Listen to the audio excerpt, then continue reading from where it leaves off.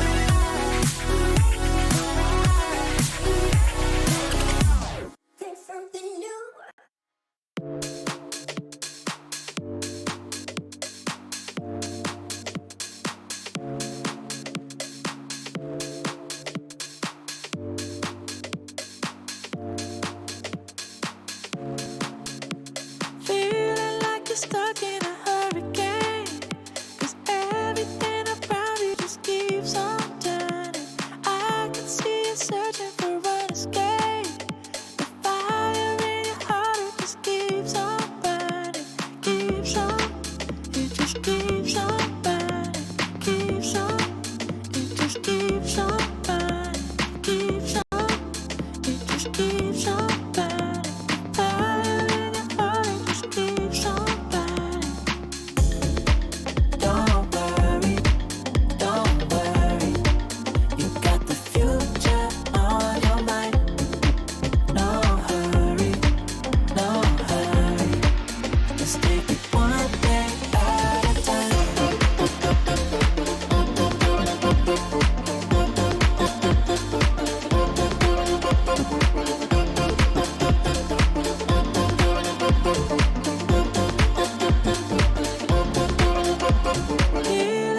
Stuck in a hurricane, 'cause everything around you just keeps on turning.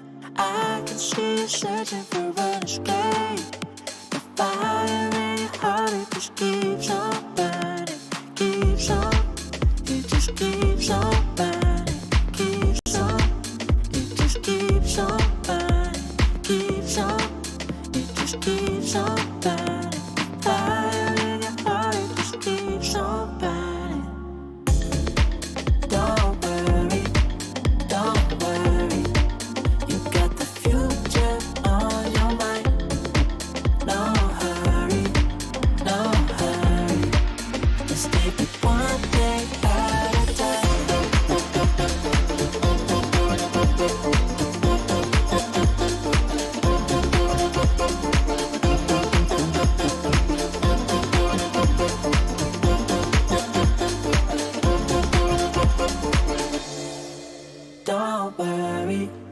Don't worry, you got the future on your mind. No hurry, let's take it one day at a time. Don't worry, you got the future on your mind. No hurry, let's take it one day at a time.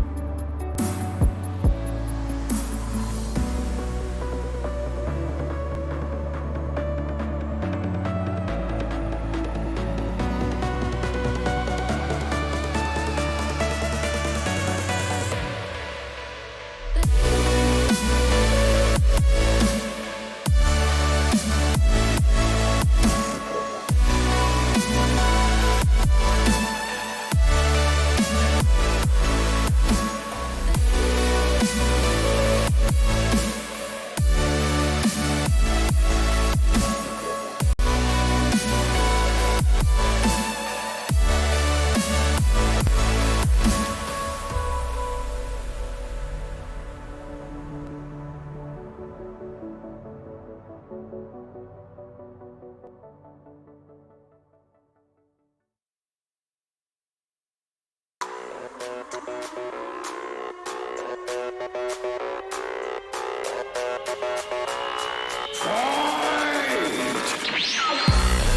Critical has taken a lot of damage. This is really good juggling that's coming out from the bat chats as well. Look at this. No way Dark remains unspotted in that bush. Oh my goodness. And he's just going to get the killing blow. He is indeed going to be reset. Yes, he's probably going to get taken down as well. This can't be how it works. Wit somehow is still alive. I think they're doing it, Jordan. It all comes down to this. Oh, Rainbow thinks he's going to get out of there on 185 HP, but Ozzy says, I'm going to find you. Monkey has arrived. Where's the shot going to go into? Oh, Phantom Sweep, Amarak.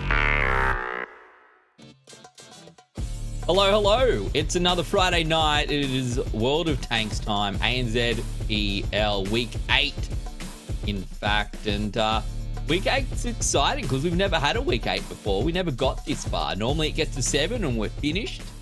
This time around, it's not the case. We've got the gang back together again for this week. I don't know if that's a good thing or a bad thing, Jordan. Welcome back. I thought you were going to throw another sickie, but apparently you need it. Sorry. I'm sorry. Hang on. I apologize. Jordan, you look lovely tonight. It's great to have you on board. And look, I think your analysis is better than Kev's. You're the smartest man here. How you going? I'm glad you think so, actually, and I'm glad last week that you did promise to be nice to me for the rest of the season, because that's you're going to be held to it. It's a long season, man. That's a lot of weeks. All I'm going to say though is I do find it a little bit mean that you guys didn't clue me in on the memo that we were all wearing black shirts tonight, because I've come and I'm the odd one out, so feeling a bit awkward right now, a bit maybe overdressed or underdressed. I don't know which. Oh, you look lovely, Jordan. Cthulhu, you look like trash. Sorry, no, that's not true. Yeah, but look, I've run out of. Can't be nice to two people. But nah, man. Good to have you here. Good to have all this back. Last week was a pretty big week, but Cthulhu, I don't know. I think this week's got some fun times in store for us. Some big games tonight. Yeah, we do have quite a few juicy ones, and look, I mean, there's been quite a number of storylines as well, kind of routing more so towards the top end of the leaderboard, with the way how on one hand Panthers are kind of on the rise, with the way how Sentinel's been performing, but it's like there is sort of like a win condition for them where they need to be basically all in 5 core to actually be that unstoppable force. And then with the Conquerors, look, start was absolutely phenomenal. Now, kind of all 50-50, some sort of, well, not rust, but some sort of, well, a leakage been showing in their performance. Leakage, like Elfish Guy was leaking last Friday night, which was the reason That he is wasn't true. here.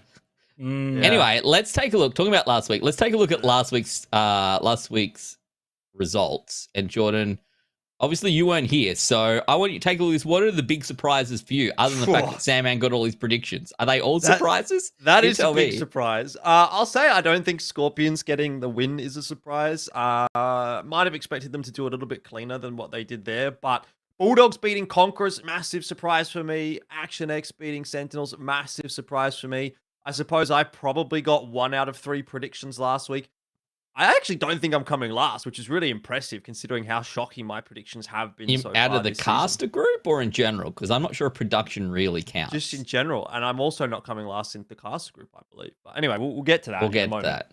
Yeah, I mean, Bulldogs, I guess it's a nice bounce back for them. They kind of need those points, don't they? They're still at the bottom of the table as far as I am aware. So still a bit more work to do for them. But it's kind of nice to see someone toppling Conquerors off the top of their perch, because they've been having a pretty good run of things. And I guess now some of the other teams are maybe starting to catch up, right? It's been quite a while. Teams are starting to feel a little bit more comfortable with the compositions and with their lineups that they're bringing. And it sort of still feels like it can be anyone's game, this entire league, right? It's still kind of wide open at the moment. Yeah, it certainly is. And, I feel like we kind of get this every season. And, in some games you will get runaway winners or runaway teams that are like by far and against, like they won't drop a single game all season long. They'll go through, they'll win the finals, and, the top 4 is sort of like set in stone. But it never really feels like that happens in ANZPL. The Sentinels do a pretty good job each and every season, but there's challenges for them. We saw that last week, the Action X picking up a 3-2. So anything is possible. And we'll go take a look at the standings after 7 weeks of play. And I think that will kind of sort of firm up where we are at the moment. The Sentinels up on top. I think maybe last week we showed the Scorps on top, but the head-to-head for the Sentinels v Scorpions mean the Scorpions are currently in first place. Sorry, the Sentinels are currently in first place. The Conquerors in third. Action X, Panthers, then Bulldogs. Now, of all of those, Cthulhu, we can say everyone's still in with a shot. 7 points, like, you're starting to run out of time for the likes of the Bulldogs here. I think they probably need to string a couple of wins together. Otherwise, they're going to be in a bit of trouble, I suspect. Yeah, absolutely. I mean, basically, I think with including tonight's matches, they have only, I believe, one more chance, if not none at all, because there's 3 weeks yeah, left, including because this week. 3 weeks left. So they need at least now currently 6 points to equalize with the current first place position.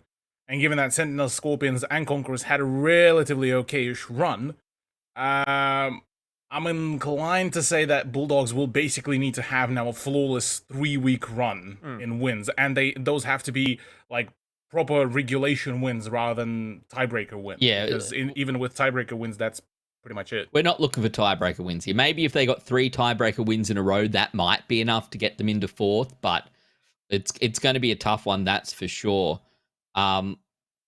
We'll see how they go tonight, and we can take a look at predictions in a bit as well, and you might be surprised that maybe I didn't predict them this week. I think, I hope I'm wrong, but I suspect it's going to be a rough one. Our player leaderboard, will bring that one up as well. I hope everyone's been enjoying fantasy this season. I actually think I had a pretty good week on fantasy last week. If you're not playing fantasy by now, you're probably not going to win, but you should get involved anyway. !fantasy in chat. We're giving out 20k gold and a custom ANZPL Cloud 2 headset from HyperX. So some pretty cool prizes for sure. Merry Turn Up Day, still on top, Jordan. A lot of the same players week in, week out on this player leaderboard. I thought maybe after, the first few weeks we would see things change up. But even with the Conquerors struggling last week, still up there on top. Yeah, I mean, I guess you're probably not going to be seeing too much moving and shaking anymore, considering we're quite deep into the season now, and most of the players that are performing have sort of stretched that lead out pretty substantially, that they're not going to really be overtaken in terms of total fantasy points. What I will say, though, you do have Mary Turnip up the top, and that's pretty impressive. He's sort of come out of nowhere, I feel like, this season in a way, at least as far as the fantasy points are concerned. I don't know exactly where he was last season, but I don't think he was in the top 5. I'd have to go back and have a little bit of a look, and maybe I will for next week. But what I kind of want to mention here actually is that, to me, again, it's pretty impressive, the performances of Russian. He was kind of missing early on in the piece. He didn't have a great couple of starting Look weeks. at that, that average week. fantasy points, John. Yeah, exactly. He didn't play the first week, basically. And so he has, by definition, just a few less battles than most of these guys. And yet he's still sitting second on the standing. And of course, his average fantasy points, as you mentioned, is higher than anyone else's. So, you give him a couple of extra games under his belt, and he's probably going to overtake everyone. Yeah, if you haven't got Russian in your fantasy team, what are you doing? I don't know. Are you a joker? Maybe, maybe not. I'm not winning fantasy, but I'm not last, and that's all that truly matters. We can take a look at this week's matches now as well, because there are some bangers tonight, and to be honest, I think these are all pretty important games. The Bulldogs versus the Scorpions is going to be the first cab off the rank. I think the Bulldogs actually beat the Scorpions earlier on in the season. So I suspect the Scorp's going to be looking for a little bit of payback there. Then the Conquerors v. the Sentinels. Obviously, the Sentinels sitting at the top of the leaderboard at the moment. The Conquerors had such a good early run as well. So anything's possible in that one. And then the Panthers v. the Action X. The Panthers just starting to get, they almost had the win last week. They had the win the week before, starting to look pretty good. The Action X just sitting outside where they want to be probably as well. So they'll be looking for the win. I was going to ask you guys what you're going to think, but I think we'll just bring up our match predictions for this week. Oh, Lord. Because that will kind of tell the tale. If you want to know which teams are going to win, have a look at Sandman's predictions because I'm never wrong. I got the Scorps, the Sentinels, and the Panthers. The Panthers for me is my kind of wild card pick for tonight. I think they looked good last week. I think obviously good even more the week before. And if you want to know who not to pick, I guess you just look at production. Because not even I picked the Bulldogs tonight, Jordan. Look, I got to say, some of these numbers, they look okay. But then you have to actually consider that there was 21 games so far. So if you put 13 out of 21 or 11 out of 21, it starts to not look so good. Our predictions in general have been pretty poor. I mean, even the Ouija, 16 out of 21, I wouldn't really be too happy with that, to be honest. But as far as the predictions today are concerned... There's been some upsets, though, Jordan. There has. And actually, funnily enough, the matches that we have today, when they were played in the first round, were some of those big upsets. Scorpions lost to Bulldogs 1 and 3. Sure, you can hear the sirens in the background. Elfish guy living in the added atmosphere, atmosphere, right out there. Don't worry, living the dream. That's right. Conquerors 4-0 victory against Sentinels in round 1. So if we're talking about upsets, those are the upsets that are the big ones. They are the big ones. What is it, Jordan? Is there another fight down below, or is it a just fire someone's engine, smoke alarm going off as always? That would be a smoke alarm. Luckily, it's another not my smoke building. alarm. I have in had to Western run Sydney. out of a couple of shows, by the way, in the last couple of months because of the fire alarm. So hopefully that doesn't happen tonight. All right, game 1 of the night: the Bulldogs v the Scorpions. Cthulhu, I'll start with you. This Bulldogs lineup. Look, tip-top players. Last week they seemed to have some fun, and when they were having fun, they played a bit better. I don't know. It kind of felt like maybe the pressure was off a little bit. And if the pressure's off, I kind of feel like maybe these guys can turn up. Then again, I didn't pick them. I think the main kind of interesting part about Bulldogs and the way how they've performed, especially last week, it was mainly about the fact that they kind of came into last week just to have fun. Kind of even the picks themselves were rather unusual. Sand River and Moor of Anchor with last week's pick against Conquerors, and just generally speaking, Bulldogs kind of are reaching the point where, people had kind of put the pressure on them at the beginning of the week. Things didn't particularly work out, and now it's just kind of them just chilling. They're here to enjoy their time, spend some good days, good matches, and possibly even grab the win. Because look, I mean, when even you not really expecting a whole lot of big performances, that's it. I think that's when they play the best. When the pressure is off is when the Bulldogs play, because they all know how to play. Just about turning up on the night and not letting the pressure get to them. Is there pressure for the Scorpions, Jordan? I'm not so sure. They're sitting pretty comfy up there in second place, equal on points with the Sentinels, but I don't think JT likes to lose, though. But who does? No, I don't think he does. I don't think anyone on the Scorpions roster really likes to lose, and they are getting a little bit used to it. Like that. This has been a roster that's been together for a long time, and they haven't been able to win a season. So you're kind of at the point now where you're wondering, okay, when is it going to happen?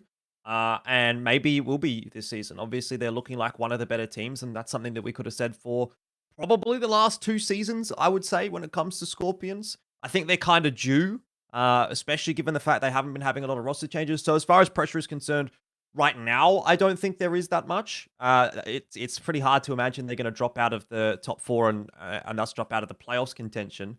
But I think once we do get to playoffs, that's where the pressure really is going to start to build up. Yeah, I think the pressure certainly is coming. We've got our player focus. It's Bucket and JT tonight. Cthulhu, why'd you pick these guys? Well, on the side of Bucket, the man has been actually on the top of the performance for Bulldogs and was able to kind of just keep on putting out the numbers quite well, as that he just is one of the big, I believe, one of the callers for the team. Plus, look, as long as he gets the points and the damage, that's where it generally matters, really. On the side of Scorpions, JT, the man who's been, again, the captain of the team, but always being out there on the front line.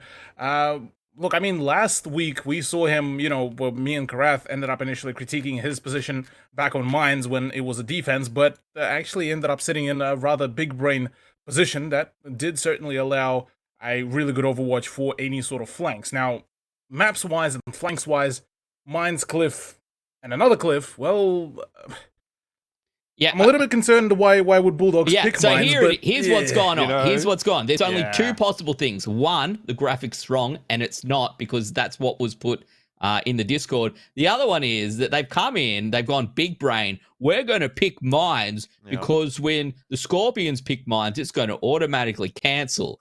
And then they be counter big brain, and obviously the Scorps haven't picked mines for this week. And so the Bulldogs picked the map that the Scorpions are yet to lose on. So it is going to be a pretty rough night here for the Bulldogs, Jordan. This could be over very, very quickly.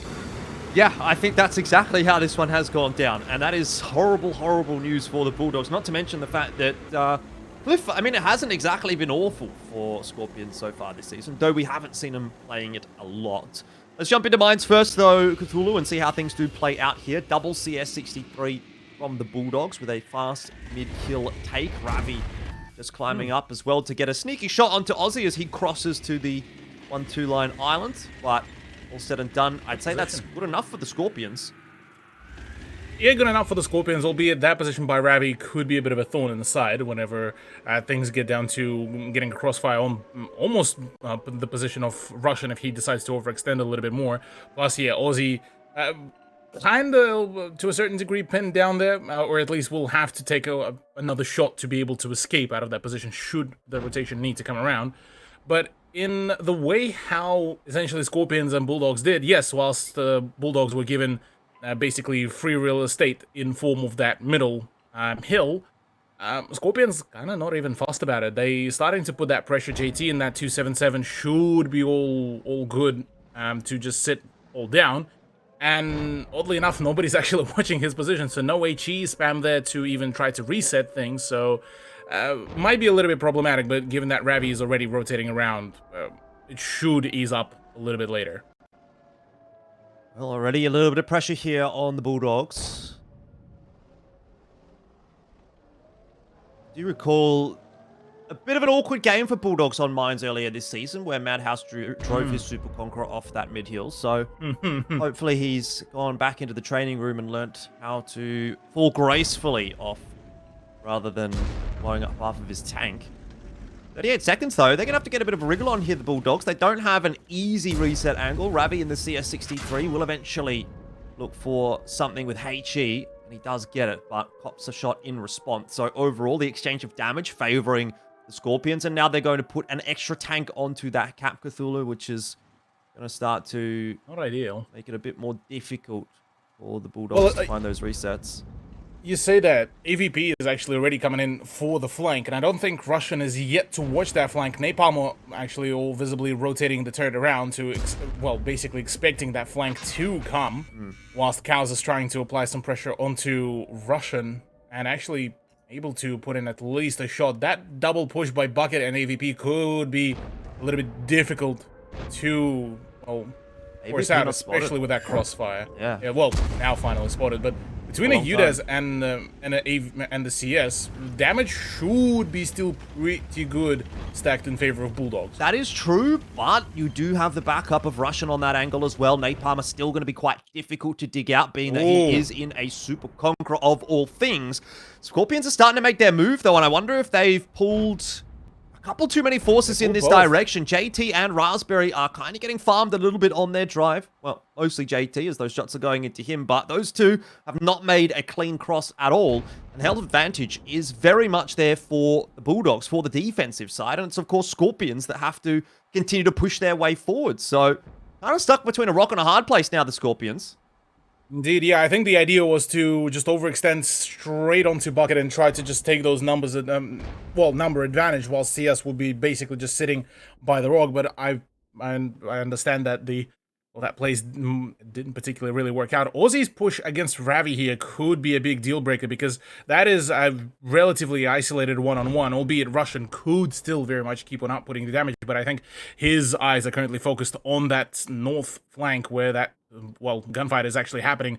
Bucket's position as well could be the big counter to get rid of either Aussie or Russian. But again, very, very scarce kind of positioning for Scorpions. And I mean, you look at the health disadvantage as well, not particularly favorable either. Most definitely. You're going to need someone to go pretty big here for Scorpions if they're going to actually win this round now.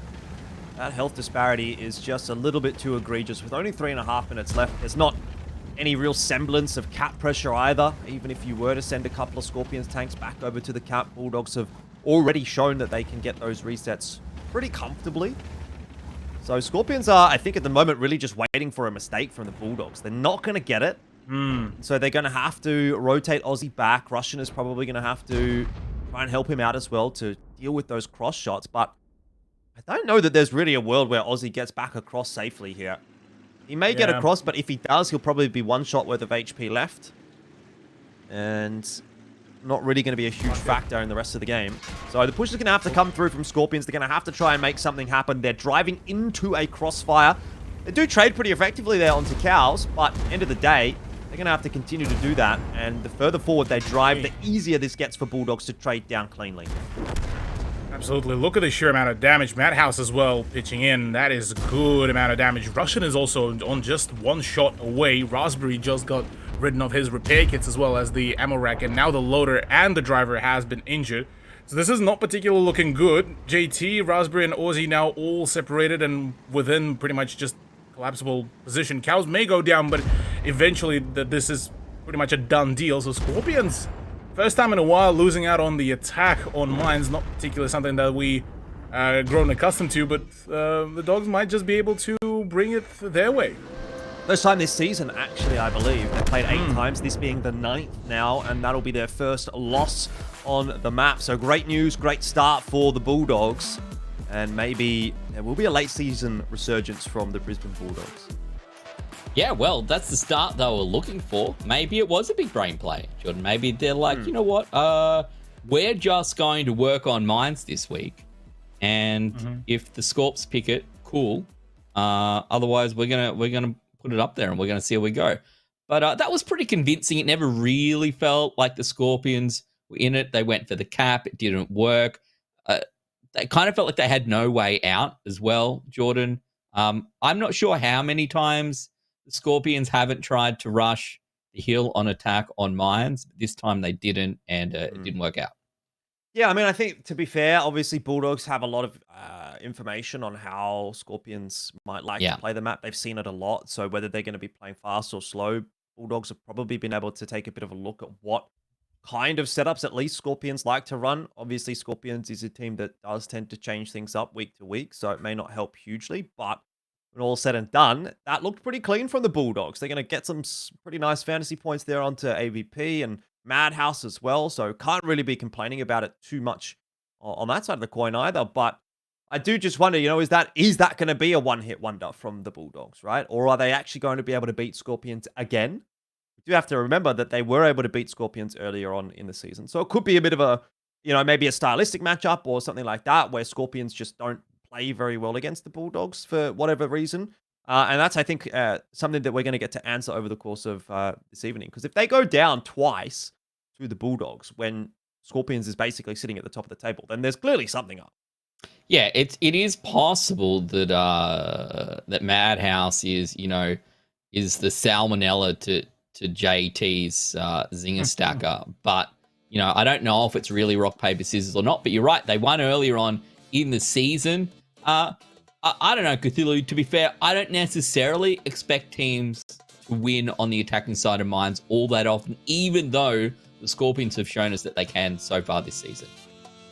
I mean, true, but in saying that, I think we have to also kind of keep in mind that very factor that we just talked at when we were discussing the rosters as well. Bulldogs are kind of playing like, well, they don't have a whole lot of pressure on them. They just kind of, playing that very fluid game so far, and it's been working out pretty well. Funnily enough, prior to the broadcast, I was, talking to Ravi and a whole lot of other players as well. Ravi told me before I left the call, saying, I can't wait to get on the interviews and tell how much we trolled the map picks as well. So the confidence is obviously there as well. Yeah, well, they certainly did troll the map picks. And at the moment, they're one up. The real kicker, though, for me, Jordan, is it's one thing to win on the defensive side of mines. It's another thing to come out and 2-0 the Scorpions on a map that up until 5 minutes ago, they'd yet to lose this season. I mean, I think you'd still take this as a win, even if it went 1-1, knowing that you're going to go into Cliff, which is your choice. And, well, actually, no, this is your choice, technically. Yeah. So this is the maybe that changes up my thought process a little bit. That's the weird thing, isn't it? Because we've kind of been looking at this as, well, this is Scorpion's map, even though it's not.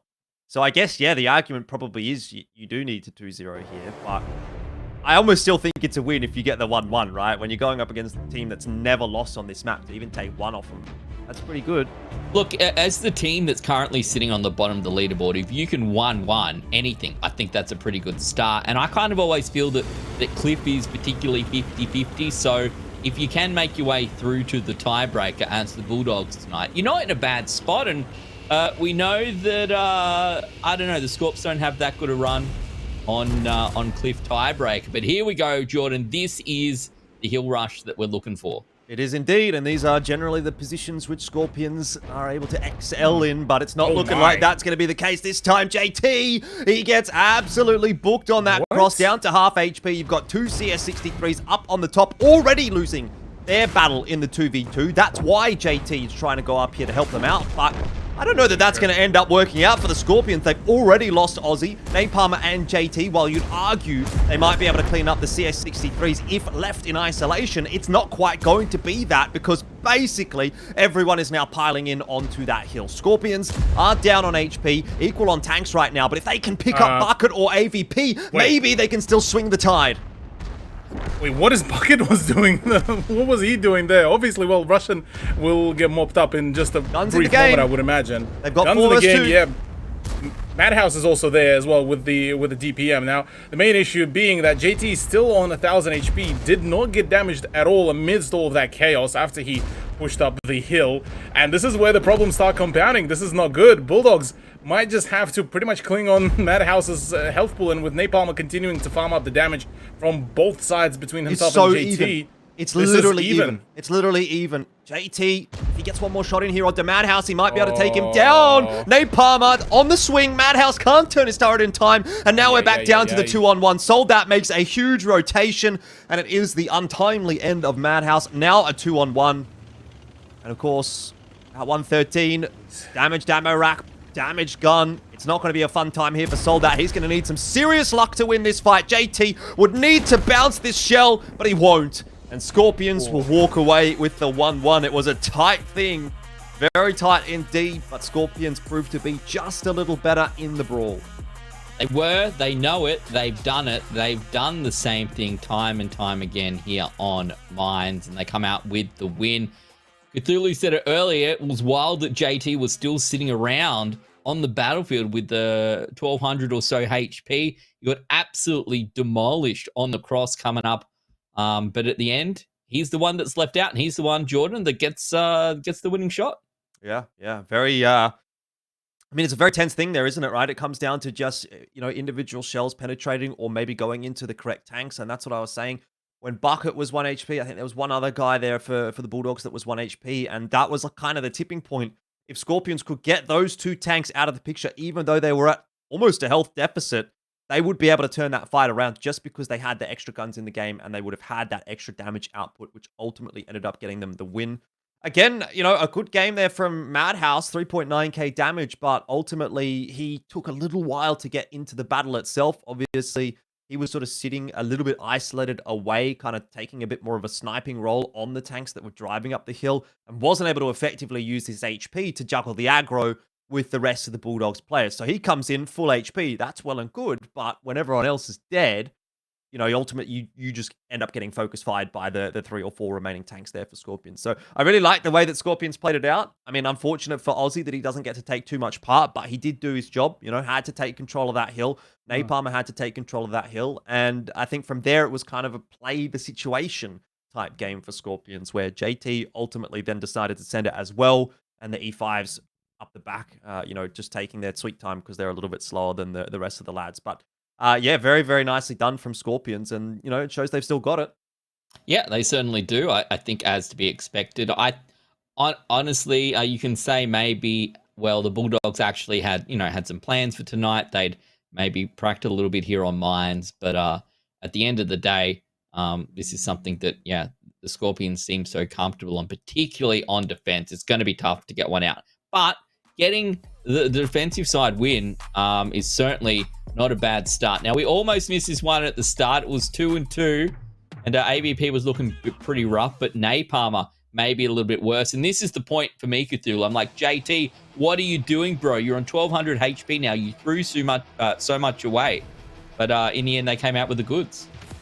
Yeah, absolutely. Look, I mean, I'm still a little bit concerned / confused as to how did JT not get tagged up even more or even tracked, given that already there were, I believe, 2 more tanks, albeit I'm not too sure whether they had the angle. But regardless, well, that 277 shouldn't have been allowed to really push in that deep onto the hill. And yeah, look, by the conclusion of it all, well done to Scorpions for reading in, and well done to JT for calling all of this, because assuming that he's still being the sole caller for that whole roster, it was just a very well coordinated attack. As things really stood on the side of Bulldogs, they tried to pull a JT in form of, I believe it was Bucket, who tried to push in on the 113. But you looked at his health amidst all that chaos when the second CS got finished off, and well, he was on what, about 100 or something HP, which basically kept them in pretty much one-shot distance. So something like this kind of bleed shouldn't have happened. Yeah, the Bulldogs were like a tank and 2k up, but most of that, Jordan, I think, was actually sitting on Madhouse, who wasn't into the game quick enough in that super conk. He got there in the end, but not, I guess, just one shot away from victory. We now move across to Cliff. Ooh. This is the pick of the Scorpions, and looking good already. Interesting setup here for Scorpions. They do look like they want to punish any aggression, any push coming through from the Bulldogs. I don't know if we're actually going to see that hill climb. The STB-1 could do it, but it's generally a little bit too slow to make it in time. And actually got an interesting double bat chat push around the 8-9 line, which is not what you'd ordinarily see. I gotta say, though, it kind of seems like Scorpions are well set up to deal with it. JT and Raspberry can obviously just drop off the cliff if need be. They have been spotted. But what's more important is they haven't spotted those bat chats out. So if somehow Madhouse and Ravi can find an angle onto JT and Raspberry and maybe fire 2 shots off each before those tanks are able to drop off the cliff, that could be a devastating blow that there is little counterplay to. Yeah. Madhouse's play here could be actually quite big as well. Not yet spotted, so this is a great sign. So basically where he is possibly going is that K5 position, where he would basically serve as that kind of almost a hidden TD that would be able to output some damage. There's the drop-off, I believe, is just about to happen for the E5 of Raspberry, but that position between Soldat and Bucket feels a little bit crammed, not gonna lie. And the TVP of Russian, I mean, good decision on the sheer amount of burst damage that the Czechoslovakian medium can do, but it's a dangerous prospect. Oh, Bucket's on fire. Oh, already the fire is already there. Jesus Christ. Yeah. That is not good news. Kronwagen of JT on the reload at the moment will give Bulldogs a little bit of respite, but you can see these firing lines, these angles that have been set up by the Scorpions are looking pretty good, and I think a lot of this is going to come down to how Madhouse now uses this flanking position. Madhouse and Ravi have to be the difference makers. They're the ones that have the positions to fire from. They're the ones with the power tanks in those 2 bat chats, and you can see Ravi on the reload at the moment won't be having much of an impact, but Madhouse, what is he doing? While the rest of the Bulldogs roster just sort of sits inside of mid. They're the bait, right? They're the bait in the trap, and has the trap even been sprung? Yeah, look, the trap, I think, sprung kind of itself at this point, given just how isolated all 3, despite being close by to each other, not a whole lot of positions to be able to actually engage in those group fights, and the focus fire is huge, albeit I say that Ravi sets Raspberry on fire, the focus fire now from Batchat's coming in, and whilst Bucket and Soldat are being kind of the punching bags of Bulldogs, it's Madhouse and Ravi actually to deal that damage, albeit you look at Ravi, he's already clipping. Well, this is going to be that sort of swing situation, isn't it? Always what you expect to see when you've got 2 bat chats on the field and only, well, 2 on one side and none on the other. Once those bat chats clip out, now's the opportunity again for the Scorpions to bounce back. They've got 30 seconds of leeway where they can really do the damage. Madhouse, you know, he's still on reload. 2 seconds. Eventually, he'll be able to come back into this fight and do some real damage. I should say he was intra-clip. He is now fully on the reload. Ravi just comes off the reload.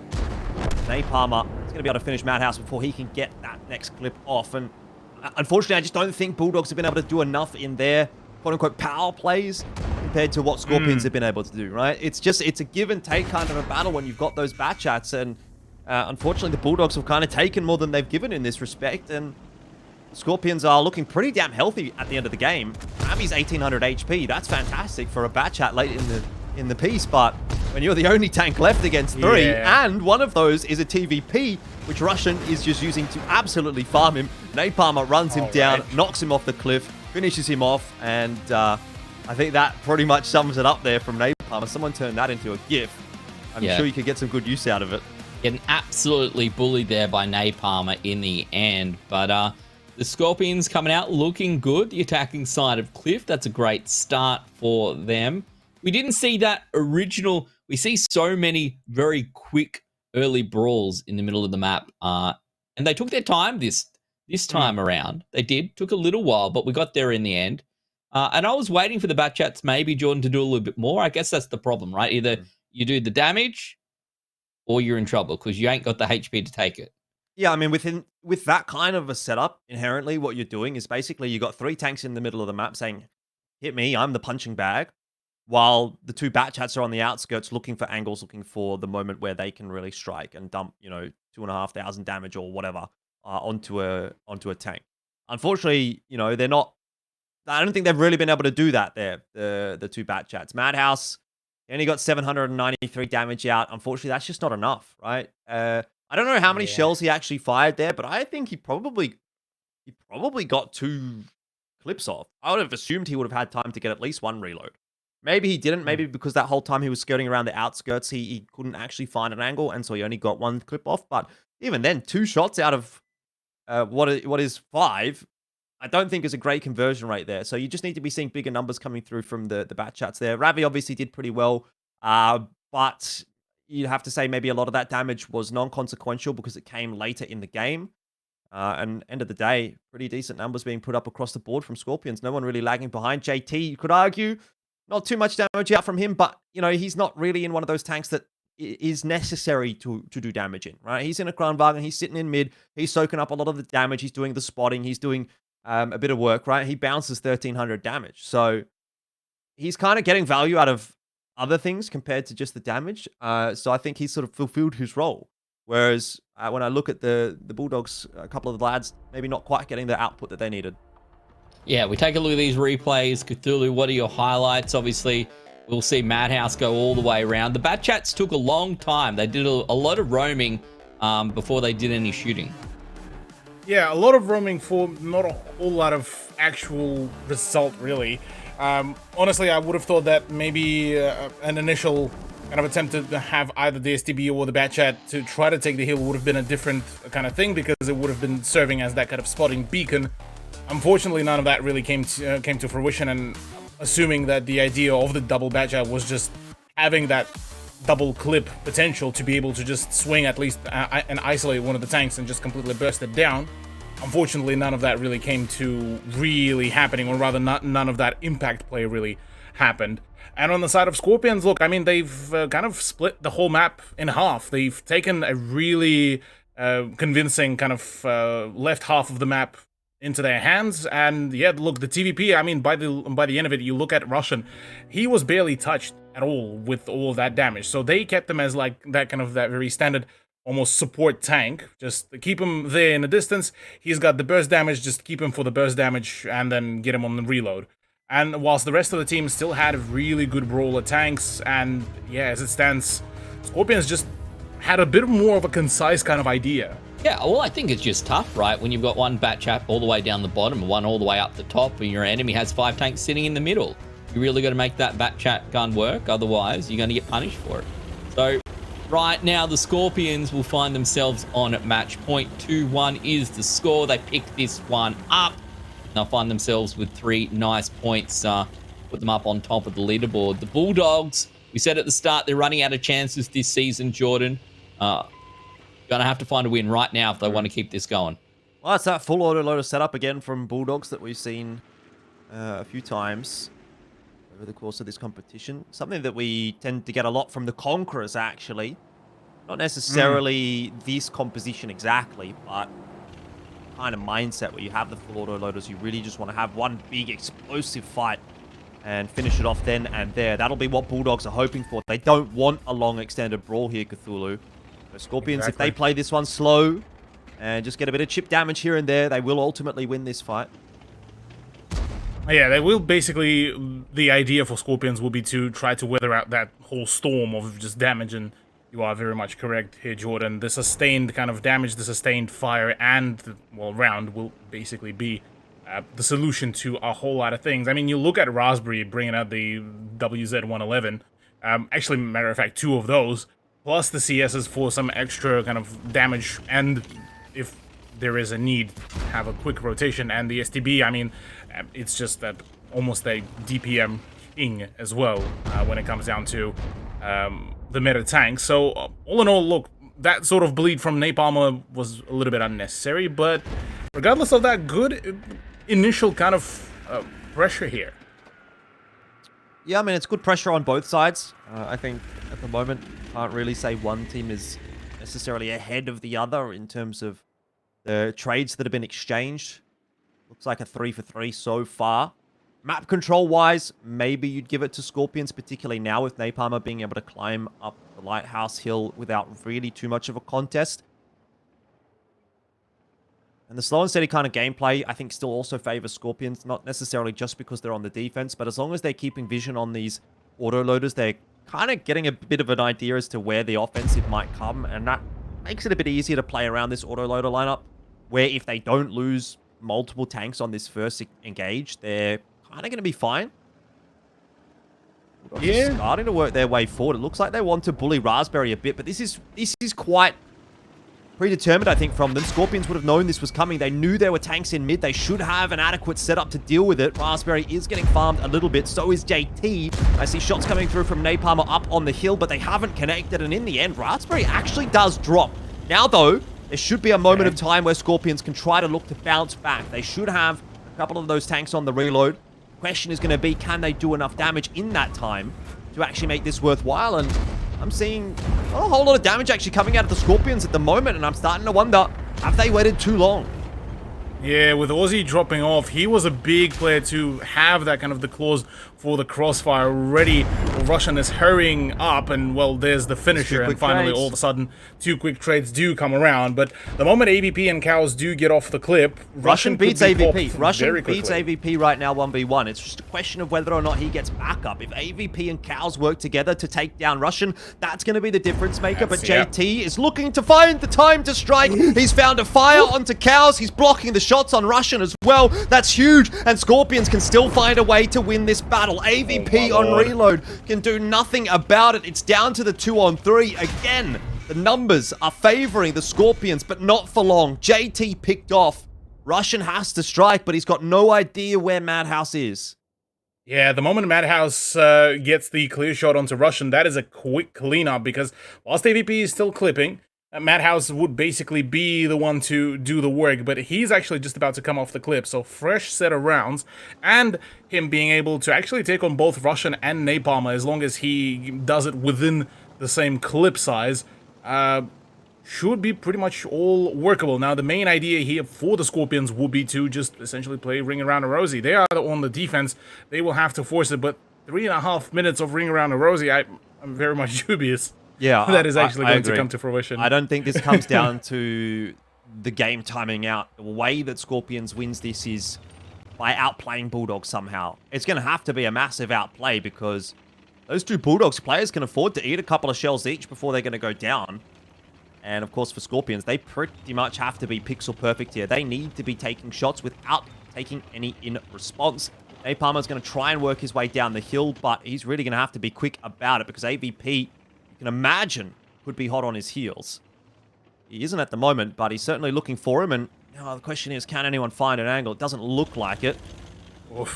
I like the position that Russian is in. He'll be able to get some shots if someone peeks over the ridge a little bit too much, and he's also quite safe there for the moment. So there is still potentially a world where Bulldogs can fumble this one, and while we've been talking, seen a minute go by.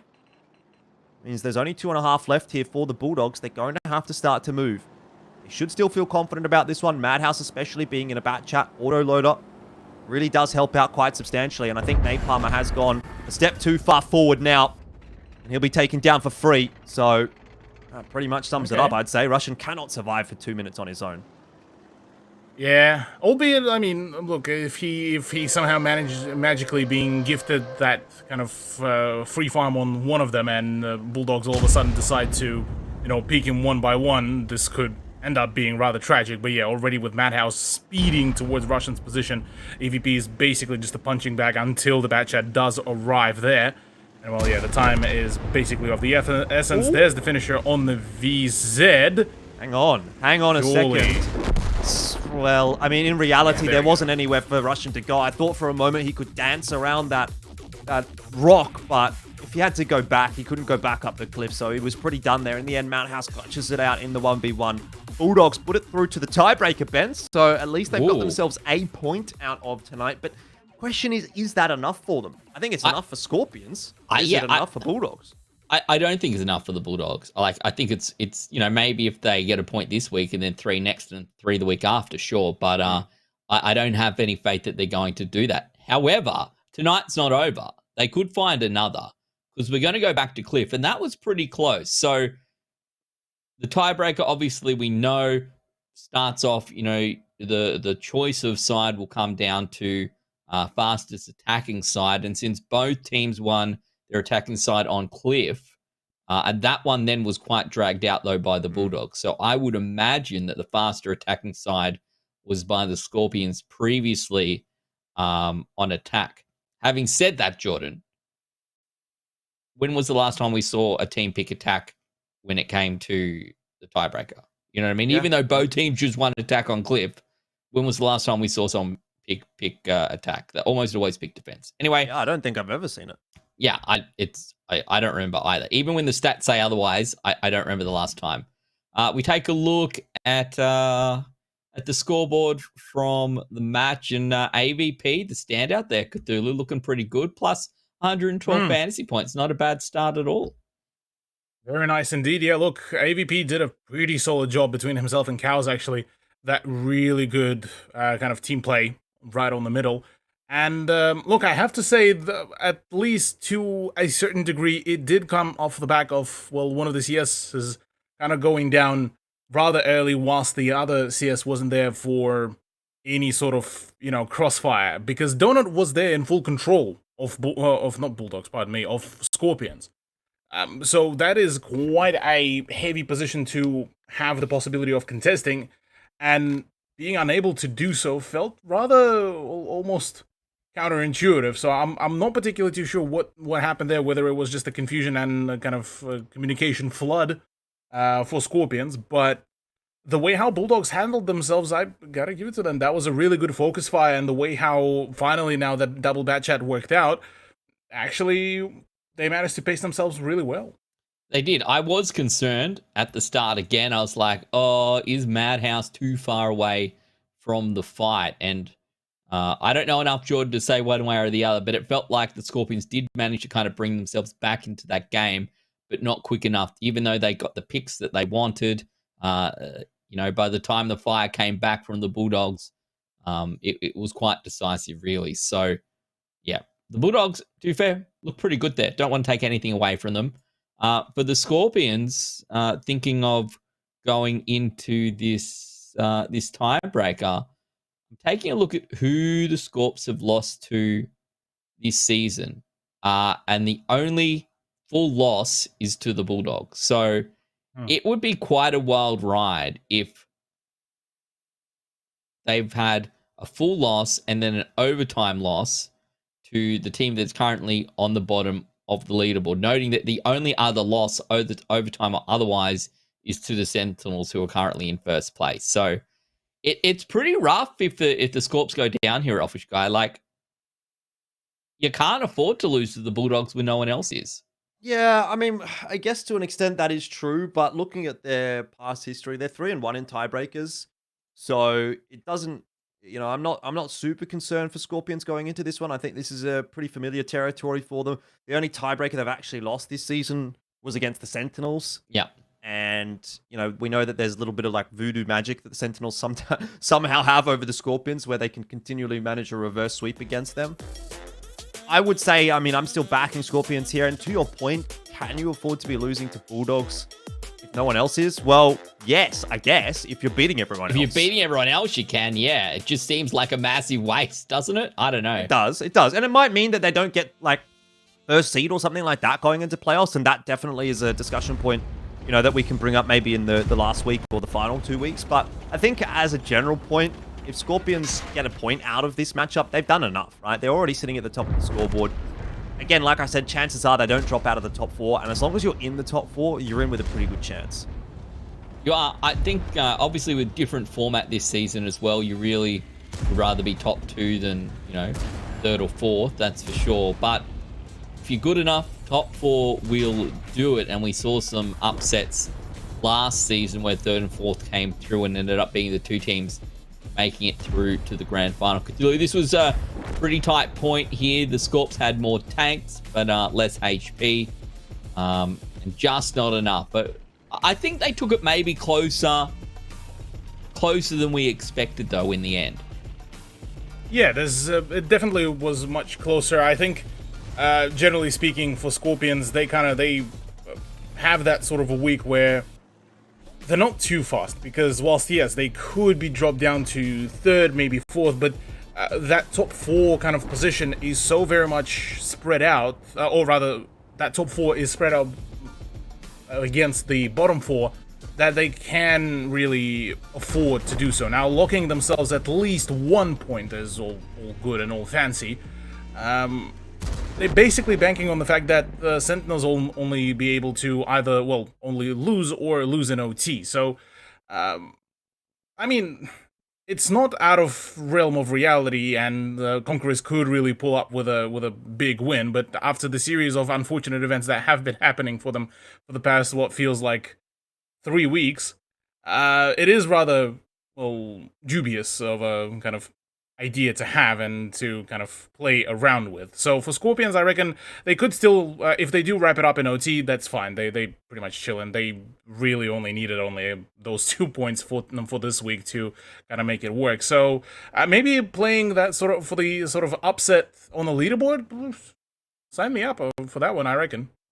Yeah, well, look, I predicted the Scorpions, and I put my channel points on the Scorpions as well. So 35k channel points right now on the Scorpions, Elvish Guy.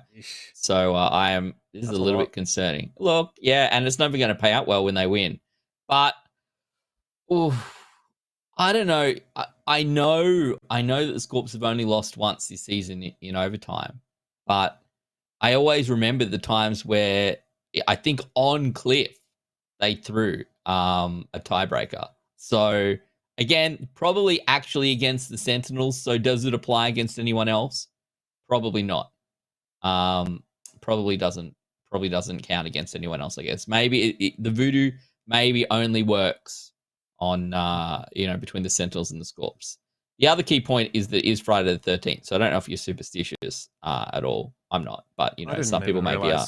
So that, I think, goes to show exactly how suspicious I am. Anyway, to the surprise of probably no one, the Scorps picked defense. So I don't think that's not a surprise. It always gets me, Cthulhu. This is the thing, right? Everyone picks defense, yet every time it happens, you look at it and then they sucked on defense when they played the previous time around. So it's a little tricky one, but it's hard to go past the fact that as long as you don't die, you don't lose.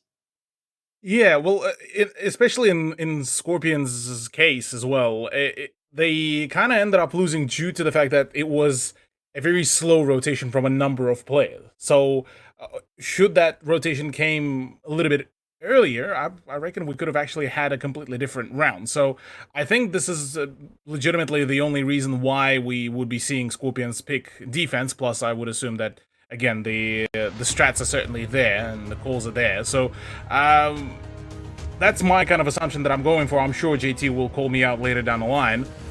But as it stands, a little bit of a sketchy kind of position to find themselves in. Look, if you didn't get called out by JT after a cast, did you ever cast World of Tanks? That's the real question. Anyway, we roll on out the tiebreaker and come all the way back to Cliff. A pretty important game for both of these teams. 2 points for the Bulldogs would certainly be very helpful for them at the moment. But it's a little bit rough on attack here, Jordan, even though they won it the first time around. Well, my question was, were we going to see a change up in the composition of the Scorpions? And indeed we have. They've got themselves a bat chat here for Russian, double CS63. That does come through. T77 and the T110E5. Exact same composition for the Bulldogs, though. They've got that same autoloader setup that we were talking about, Cthulhu. So a little bit of a change up on the defensive side. Not too much going on with the comp on the attacking side, but a very different kind of setup initially in terms of positioning. Oh, yeah, this could be big. Russian is basically playing in the position where a Whippet of Kongs used to play in a Foch B, and he was able to dish out quite a fair bit of damage. Focus Fire on AVP already rids him of quite a fair bit of HP. And whilst, yes, the isolation is there and the clip is there and the shot onto Russian actually comes around, this could be actually a good collapse to get him out of the equation. Russian's dead. Gone. He's done. Yeah. The question is going to be whether or not Scorpions can trade him down effectively enough. No chance at all for AVP. Russian. Now those two bat chats should be coming onto the reload, or relatively shortly will be. AVP is down as well. It's a 1-for-1 there, but Aussie is super low. Madhouse has one shot left in the clip. Scorpions are going to go. This actually could be scary as well. Timing. JT, that cyclical shooting as well. He would be able to sink in quite a number of shots and already being able to completely get into that deep position. The damage is not there yet, and yeah, look, Cal's finally starting to tank up 1200 HP already out of the equation, and the clipping is still there for the Bat Chats. I think at the moment, Scorpions are maybe letting the ball slip just a little bit. I think they wanted to get that damage onto the Bat Chats. Eventually, they really just had to settle for the shots onto Cows. They probably still have done enough if they can get rid of Ravi before he fires another shot off here. That is proving to be a little more difficult than they had anticipated. Still, in the end, it's now a 4-on-2, and this is that ugly situation that Bulldogs found themselves in on Mines, where it was looking so good. But unfortunately, Scorpions were able to bring it down to a pretty big numbers deficit for the Bulldogs. Bucket, I think, only landed one shot out of that clip, and so that's just not going to be enough. Madhouse, the only one firing at the moment for the Bulldogs, just will not be able to put down enough damage on his own. And while the Kranwagen is going to come off the reload shortly, there's still enough tanks here to play with for Scorpions that it doesn't feel like it's too difficult to close out. I mean, I'm looking at Madhouse namely here. As long as Bucket can stay alive and not get absolutely sandwiched here, Madhouse could actually output quite a fair bit of damage, and, well, obviously, as long as JT doesn't farm him up. Because, look at Aussie, one-shot potential. Napalmer, unless it's a, well, it's a high roll, it's a one-shot potential, at least from Bucket. So, as long as those two go down, could be a fairly even fight, but then you kind of pose the question, autoloaders versus the kind of very standardized kind of one shot after another kind of load. And that's where actually Scorpions might actually come out more victorious, because E5 still has a pretty decent DPM. 277 has a good alpha damage. And so, well, this very one-on-one is going to be the big decider. Oh, Bucket. This is big. Oh, he lands the shot. Right onto the cupola, and now all of a sudden it starts to swing back in the right direction for the Bulldogs. Napalmer! Oh, this is huge! He gets set on fire just then, I think. He did, ignited by Madhouse. I think it was a low roll-ish from Madhouse, but he got the fire, he got the ignite, and now all of a sudden it's just JT left alive. So that rotation has not worked out at all for Scorpions, and it kind of surprises me a little bit in a way that they pushed it that hard when they're on the defense. I know there was a lot of time to work with for the Bulldogs, but now it leaves it on to JT to pull off another miraculous clutch, and we've seen a few of them from him this season, but I gotta say this one feels more impossible than some of the previous, right? There's no way JT clutches from here. No way. Well, Ben's trying to do his best to jinx it and make sure his prediction is still going to remain correct. Bucket has already bounced one shot. JT now confident that he can take this duel and afford to eat those next two shells. Man. Oh, he's a little bit unlucky there. Big high roll coming through from Bucket in the end. Bulldogs will pull off the victory and get the 2 points out of the game, and that is going to leave the Scorpions mightily disappointed, because that really did feel like it was theirs to lose. It certainly did. The Bulldogs started off quite strong there, to be honest, and little by little, the Scorpions managed to bring it back. And in my mind, like, well, only the Bulldogs could have thrown that start, but they managed to bring it back, and they did it in style. I'm not even mad the Bulldogs won when I didn't pick them, and I put my channel points on the Scorpions because the last 90 seconds of that game, that's how the Bulldogs need to play, Jordan. That's what they should be doing normally. That's not the play we saw from around. You could see Madhouse punch in the air, Well, they know they need it, hyped, right? Yeah. It's good to see them hyped, and it's good to see them putting a couple of wins on the board in a row as well, because it's been a pretty rough season for them. And the fact that 2 of their victories come over the Scorpions, I don't know, is it the sense of the Sentinels and the Bulldogs, Elfish Guy, Maybe. who have the voodoo on this Scorps lineup? Well, traditionally, that has actually always been the 2 teams that have sort of been at the top of the table, and then Scorpions have kind of been just a tad below them. I mean, earlier on in the first couple of seasons of ANZPL. So maybe there is something there. I mean, obviously that was still going to go pretty comfortably the way of the Bulldogs, even if Bucket hadn't finished that one off. I think it was JT was on like 460, so 440 alpha coming out for the Kranwagen. Even if he doesn't manage to get that last shot through with 460, Madhouse is still there to clutch it out. So very, very confident really win there for the Bulldogs. And you want to say quite an across the board performance from them, but in reality, Bucket and Madhouse just go absolutely superhuman there to finish that off. I mean, 3.7k from Bucket, 3.6k from Madhouse. Absolutely huge numbers on the fantasy points and the total damage coming from those 2. It's a bit of a throwback to the WGL days, right? They used to play together on a team called the Coalition Zoo, or I think they might have, joined forces on what was a continuation of at least that team later on down the track. And, so a couple of veterans of the World of Tanks esports scene kind of coming together and pulling off the goods. Yeah, coming out looking good. And Madhouse, I got in my fantasy team, gents. Only 2 stars, by the way, and which is normally probably about fair. But tonight, good value for money. That's for sure. Yeah, the Bulldogs looking really, really good. With the Scorpions, they'll still get their point. Not the end of the world. Fortunately, they've had a pretty good season. What's the turning point here, Jordan? Like, what for you, right? So the Bulldogs look like they find Russian, they pick him up, and at that point, they're looking pretty good. Yeah, I mean, I don't know, really. I'm really not sure. Well, I mean, I think the big turning point, at least for me here, is the fact that EVP was still able to, in tandem with the rest of his team, to put in a pressure to Aussie whilst Russian was being completely isolated. So that's basically 1.5 tanks. This is it here, right? This is where I'm like, one. How did we get to this point, and then somehow the Bulldogs managed to bring it back? Don't bring E5 forehead. Yes, Madhouse is just doing a really good job of covering off, and of course, Bucket hits all 3 shots into the cupola of the E5, which, it's not super difficult. The E5 has a pretty big cupola. I love Madhouse's gamer face right there as well, by the way. That's a good one. But I think it just comes down to just really good shots being hit by the lads, Or 22, I guess he does low roll the first shot, so fair enough. Over the 2, then I guess it's pretty even rolls in the end. Can't complain.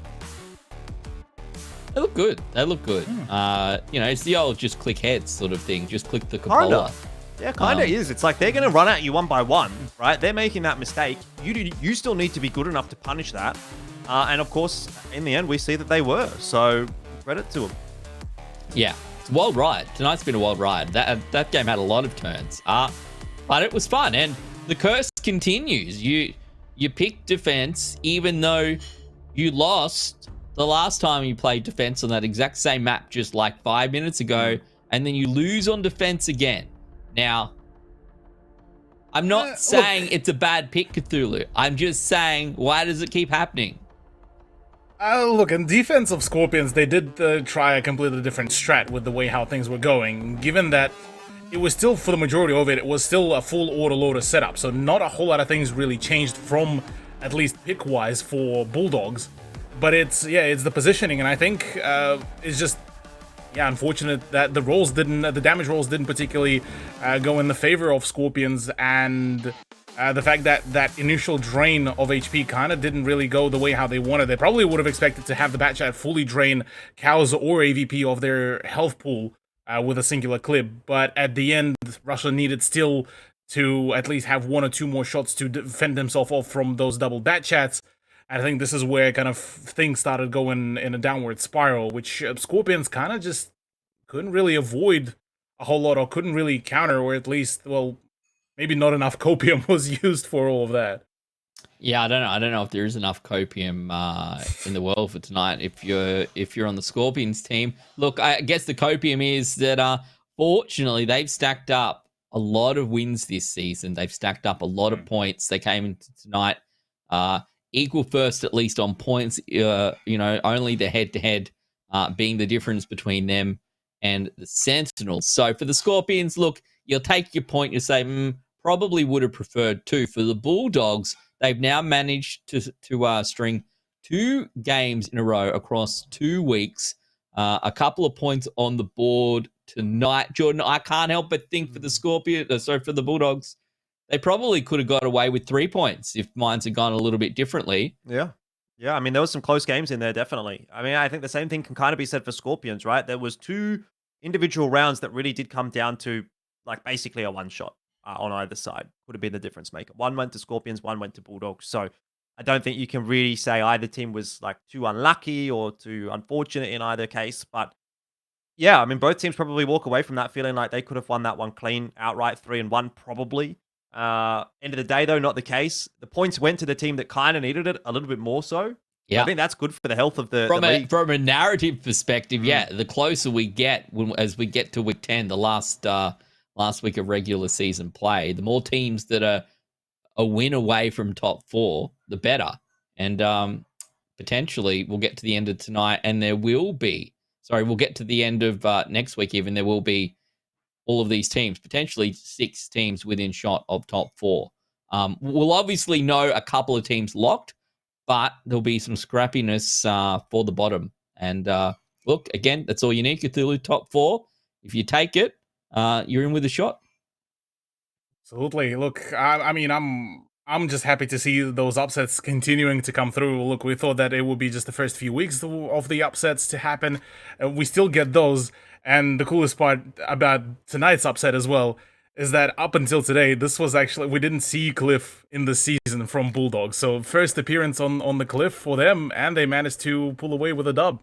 They certainly did. 2 weeks in a row, the Bulldogs showing us the goods. Ravi, we've got you on the line, mate. Congratulations, 2 weeks in a row. Tonight, we were just saying, I don't know if you heard it, but you guys almost could have come up with the full 3 points tonight. You picked mines, and that's my question I want to ask. Did you, intentionally pick mines? Was it an accident? Did you write it down on your list of maps you didn't want to play, but didn't realize that you don't get one of those? You look good on it, nevertheless. Was there big brain strats at play? After this week, we had a bit of a talk on what we should do for mines because we've seen how Scorpions play, and it's their most confident map. So we thought we'll take it to them, and we really want to push them and see how good really they are on mines. And being the underdogs in the league now, we came away with a 1-1, which was probably really impressive. You could have got the 2-0. I know. Okay. All right, well, I guess that kind of ties into my next question. If you're sort of labeling yourselves the underdogs, I kind of wanted to get your mindset going into this matchup and the next couple of weeks as well, because obviously, you're going up against Scorpions today, which in theory is a pretty difficult matchup, and then the next couple of weeks, you kind of need a lot of points out of it if you still want to be in the competition come playoffs. Like, you're 3 points behind the playoffs coming into today. Now, debatably, depending on how the results go, 1 point behind the playoffs still. Still a bit of work to do. Are you guys kind of feeling like, as a team, you actually have the ability to make it into the top 4 or maybe even into the top 2 potentially? That's a crazy world. But how are you guys feeling as a team right now? Because, obviously it's been a bit of a difficult season, Is momentum at an all-time high, like motivation, or are you a bit in the dumps in that respect? So how are you guys feeling just in general going into the last 2 weeks? Considering that you weren't here last week, with the two to three losses that we had, there were outright losses. We just wanted to go back to playing more relaxed, more chill, and coming away with a win against Kongs last week and then another win tonight. Just having that mindset of being more relaxed, especially in scrims as well, has just made it so much easier on a Friday because we come in and go, yep, we'll just do our best. And that's what we're just trying to do at the moment. We can win the next 2 weeks outright, and we probably will have finals hopes. We might snag 4th place if things fall into place. Fair enough. Look, we already seen you guys, quote unquote, hiding, I suppose, the Cliff pick up until now, or at least within the officials. Are we expecting any sort of teasers that we could get from you for the upcoming matches? Given that, I mean, Panthers and Action X, two teams that still could be a little bit of a problem to deal with, namely probably Panthers more than Action X. But are we expecting any more of that kind of almost kind of a troll way of picking, but it's in reality the big brain pick? We'll try to go with more of the big brain pick over these next two teams because All right. I think the guys got a bit more confidence tonight, knowing that we can top two of the top teams in the league at the moment. So we may pick a troll pick, but it could be a big brain one. All right. Well, Like that. whatever it was tonight, big brains, trolls, somewhere in between. Ravi, congrats, mate. You guys come out with the points again. Good to see you, irrespective of my Bulldogs biasness and the fact that I say mean things about Madhouse every week. It's good to see you guys getting some points on the board and a little bit of momentum. So still in it. A tough hill to climb across the next 3 weeks, but you guys seem to have the right mindset. So congrats again on tonight, and we'll see how you go next week. All right, thank you so much. Bulldogs looking good. I like the mindset, Jordan. There's just one problem with that chill mindset and just coming to each and every week going, you know what, we're just going to have some fun. There's a point where you get to week 10 and you're one win away from finals. And I don't know if that works anymore because then the pressure's back on and you've only been winning when you chill. And then all of a sudden it's like, well, actually, we've just won 4 weeks straight. If we go okay tonight, we make it, top 4, probably in finals. And then all of a sudden the pressure's back on and it's back to how you were. They're playing against Action X in the final week as well. So they've got Panthers and Action X the next 2 weeks. Both, and those are the two teams. Those are the two teams that they basically are fighting for contention with for that 4th spot. So I think you're exactly right, Ben. If it ain't broke, don't fix it, right? And that's an easy thing to say when you're sitting at the bottom of the table and you've got no chances of making the top 4. But if you come into that final game and you're playing against Action X and it's either you or them, depending on who wins that game, I don't know if that chill mentality comes through there.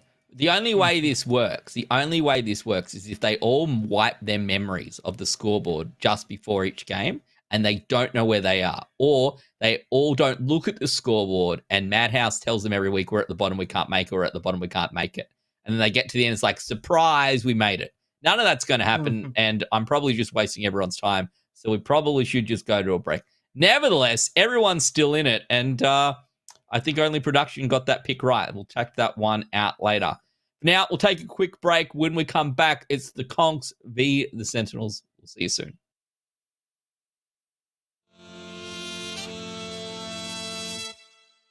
Pushing already, Cows and Bucket actually going in full send. Look, Focus Fire and the rotations are going to be there from the Conquerors. Obviously, Bluey is going to be that one shot. He's going to try and get across the ridgeline before he gets shot one more time. And, well, I think the Super Conqueror as well, the side of Bucket's ammo rack, which means DPM is just absolutely cooked. And there is absolutely nothing you can do with Sold Out. Ultimately, there should be. I was going to say, he gets rid of Bluey, but 4 tanks, that is... man, 8,000 HP up, man. Yeah, decisive victory, and well, it is rather difficult to, contest that kind of momentum. Here we go, the Bat Chats are coming in. This is going to be the key, right? Both Bat Chats get in, they don't take too much damage, they kill this VZ, and then they can go on and do some, and that frees up the Crime Barn in 2+2. Here we go. Shots. They need to also dig themselves into that position and start clipping him out. Already 500 HP onto Whippet, and as well, he needs to still keep on outputting damage, and it seems like it's actually going to come to fruition here. Bat Chat's about to come off reload, and this is the problem now. Joel Toro, this is such a risky pick, and he gets away with it. Tagged up. 2+2 needs to join in as well onto this whole absolute fiesta, and well, there's the clip damage. Cows is about to be 1 or 2 shots away from death, and yeah, there it is. So, I mean, it's not over just yet, Bulldogs. I mean, they can get rid of Bluey over there, the STB, obviously, and Bucket can take that deal. AVP is very, very healthy. But he's against 3 tanks, which is the issue. Great shots coming in. Mary's just going to get his clip off over here. As soon as he gets his clip off, he's just going to go straight onto the cap. 2+2, missing the first shot. He only had 2 in the clip, which is terrible. He's bounced both shots. No. They're bouncing shots right now on ADP. And There's not enough time for Conquerors. They need a 3 cap. What they're planning to do is Joe ducks back just at the last moment for Bucket. All he needs to do is kill Mary Turner. However, a good roll from one of these Crime Barns means that the STB will die. So it does come down to the shots. Man. It comes down to the decision making right now. 5 seconds. Here we go. Who's going to make the pick? AVP or Bucket? 2, 1, 0. Oh, no! Now we roll out one piece and got a game back on our hands here. Well, we have Elfish Guy with us over here. Just didn't realize he became a tank. Whippet probably will go down to about 600 here. Because the STB, okay, the STB won't be able to get another one. Oh! Whippet and sold out both with one. Louis doesn't, and that's once again a 4v5. Nice and early on. I think that's it. Bulldogs, unfortunately, attacking Maravanka won't be able to make this happen. Doesn't look too good yet. Ravi is just gonna try to just drive around, but eventually will die.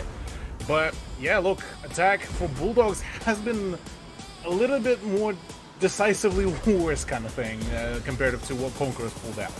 So far, it does look like the Conquerors on the defensive side has been pretty convincing victories. Yeah, but Bluey, no support at all.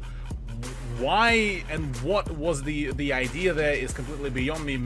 Ultimately, though, the HP has been equalized, and Whippet's actually going in. Oh, Whippet. This is so risky right now. He shouldn't be the one leading the charge. Madhouse does clean up Bluey ultimately, but he has lost a lot of HP in doing so. Still has the rest of his clip. The Crime Barn's, though, going to be more focused on taking out the opposing Crime Barn in the meantime, and Mary also looking to be coming in. But Bulldogs tank advantage, HP advantage, looking good for them so far. Bulldogs kind of wrapped around it. Yeah, looks rather difficult then. Yeah, Whippet finished off by Ravi. AVP about to sink in probably another shot. No, never mind. 2+2 is now the one that is going to be the punching bag with the engine also taken out. With Bucket up at the top of that hill. Problems galore and not a whole lot of big tangible solutions. Madhouse is still there, able to find those pot shots as well. So yeah, really good read, I feel like, coming out from Madhouse as well as from the Bulldogs. He's actually going very deep and he's going to get punished for it. He should know that T1LT is right in front of him. Doesn't realize it. It's going to force Madhouse off the cap, but is Madhouse going to die before Crit does is the real question. I don't know if Crit needs to overcommit that far, because that might be a bit of a misplay. You had plenty of time to still do something. You had a Batchan in the corner. I feel like this is it. Bulldogs, they'll be able to take the victory. Technically, it's salvageable, but Soldat needs to go down and he needs to be focus fired on. But unfortunately, with Bluey down, well, 2 tanks already on cap. This is kind of a very dire decision to play. And with Whippet being kind of going into that wide swing, he opens up so many opportunities for him to get shot at. Yeah, that was not a coordinated dump. In my mind, that felt like a lot of isolated, one-on-one fights, which are never going to work in your favor. And Bulldogs, well, on the attack, they'll take the victory, not just a victory as well. It puts Conquerors further down at this point, and the Bulldogs, they're going to be happy with that one. A victory after a couple of tough weeks. That's going to set the season into a better spot. And you know what? I reckon Sandman's going to be really happy about this as well. 2+2. Thanks, Kev. I'm always happy, even though you're not here this week. But that's okay. Probably for the best. We've got the A team, not the Kev team. No ironing board in sight, by the way, this week. So that's good. It's not fair. Can I just say, it's not fair. I can't show my clock on stream, but Kev gets to show his ironing board. How's that okay, Jordan? I don't know. I mean, there are a lot of things in my background that I'd love to show as well, but I don't know if they would necessarily be a great idea to show. I'll just leave that up to the imagination. Yeah, well, disappointed every week. No clock. Sad times. That's the only reason I get the show, and Kev's ruined it. Anyway, fortunately, it doesn't matter how bad I am or my lack of clock. The fact that we've had some good games already tonight, that was a ripper. The fact that I still can't get over it. I've lost all my channel points. I've got my prediction wrong. I predicted against the Bulldogs, and then they won. I think it's the only time. Did I predict against them when they beat the Scorpions last time? I don't know. I'm going to have to go back and look. I believe so, actually. Yeah, typical. Anyway, means things are really up in the air right now, and if we get a little bit more of that, a few more upsets across the next couple of weeks, we're going to get to week 10. A last week of regular season play. and we're not going to be very sure who's in the top 4, which is kind of exciting. What we love to see, particularly when we've got 6 teams this season, and they all have the potential to win each and every week. Right now, though, it's the Conks v. the Sentinels. Let's take a look at the teams. Cthulhu, this Conquerors lineup, they started off, they built up across the first couple of weeks. They were looking really good. And to be honest, I still think these guys are capable of winning this season. But the last few weeks, they've kind of taken their foot off the gas a little bit.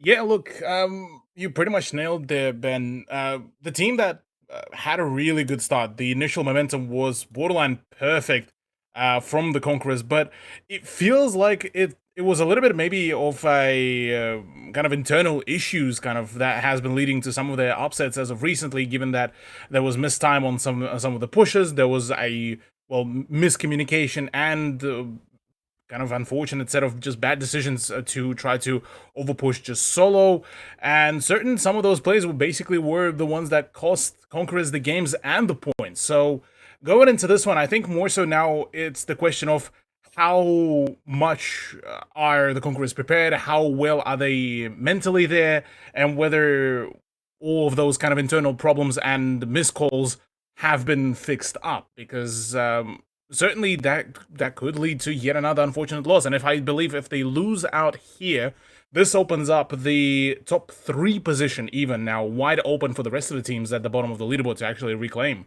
Yeah, and that's a very good point, right? The Conquerors, it's not just about, hey, can they come top spot? It's like, is anyone going to catch up to them?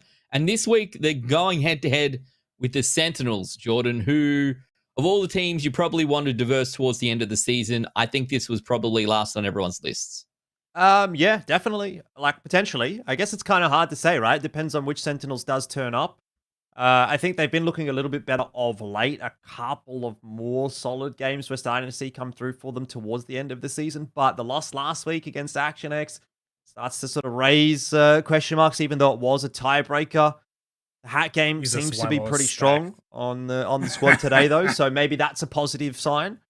The one thing I will say is the last time these teams did match up against one another, it was a 4-0, actually favoring the Conquerors. So that was a bit of a weird one, but I will say it was a lineup that was returned Cindy, Rowendi, Doodle Tank, and Dell in that one for the Sentinels. So you were missing out on Rainbow and you were missing out on Wymo, which I think are 2 pretty important glue players for this Sentinels roster.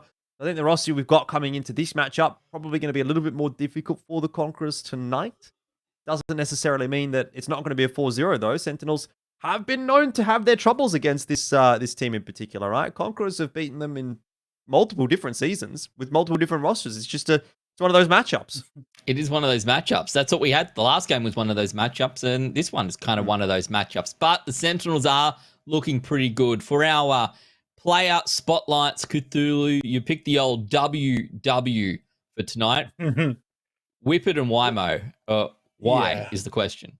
Why? Look, on the side of Whippet, he was that core of the new Conquerors lineup. He's the person who's been bringing in the coordination. He's the person that has been doing quite a fair bit of calling, to my knowledge, as well, within the Conquerors lineup.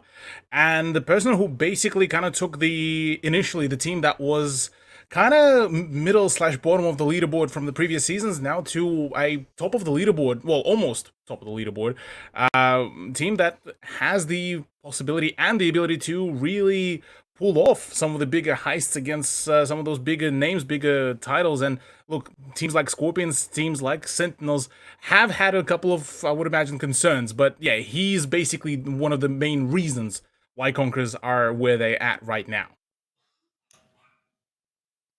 Meanwhile, though, on the sorry, a little bit there of are 2, right? We didn't do the real 5-star yet, have we? And we haven't. Yeah. So is he worth 5 stars? Truly, that's what I want to know.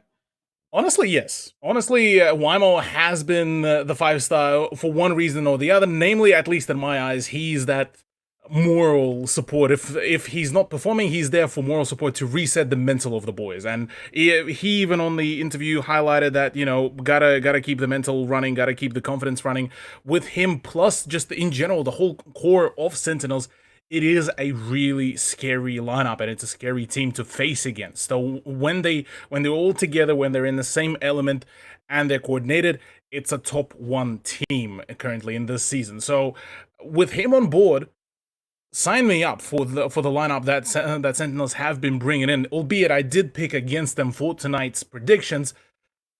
I will be basically the whole decider will be on mines, because I did get a little bit of an insider info saying that we might see some sauce coming out, some real spice. But again, there is also a possibility that the sauce will be very much flat, and well, the lamb sauce will be lost as well. All I know is that we've got the same maps as last game. There's no Himmelsdorf this time around either for the Sentinels, which has been their map of choice. They played Cliff a couple of times and kind of sucked on it. Haven't played Mines at all this season for the Sentinels. So, yeah, interesting picks coming out of that for tonight. I'm still firmly feeling like this is a Sentinels victory, but, you know, after last week's good run, Elfish Guy, maybe I'm due for some bad luck. Yeah, I don't know. I think this is going to be a hard one to call. Obviously, we know Conquerors has been a really good force this season, and Sentinels have been a bit up and down. So I'm kind of undecided in a sense. Obviously, I did predict for the Sentinels, but I wouldn't really be hugely surprised to see this one go the way of the Conquerors, especially after seeing those map picks. We've barely seen any Cliff, really, from the Sentinels this season, and they haven't got a great win rate on it when they have played it. I think only 1 round out of 6. And Mines, they haven't played at all.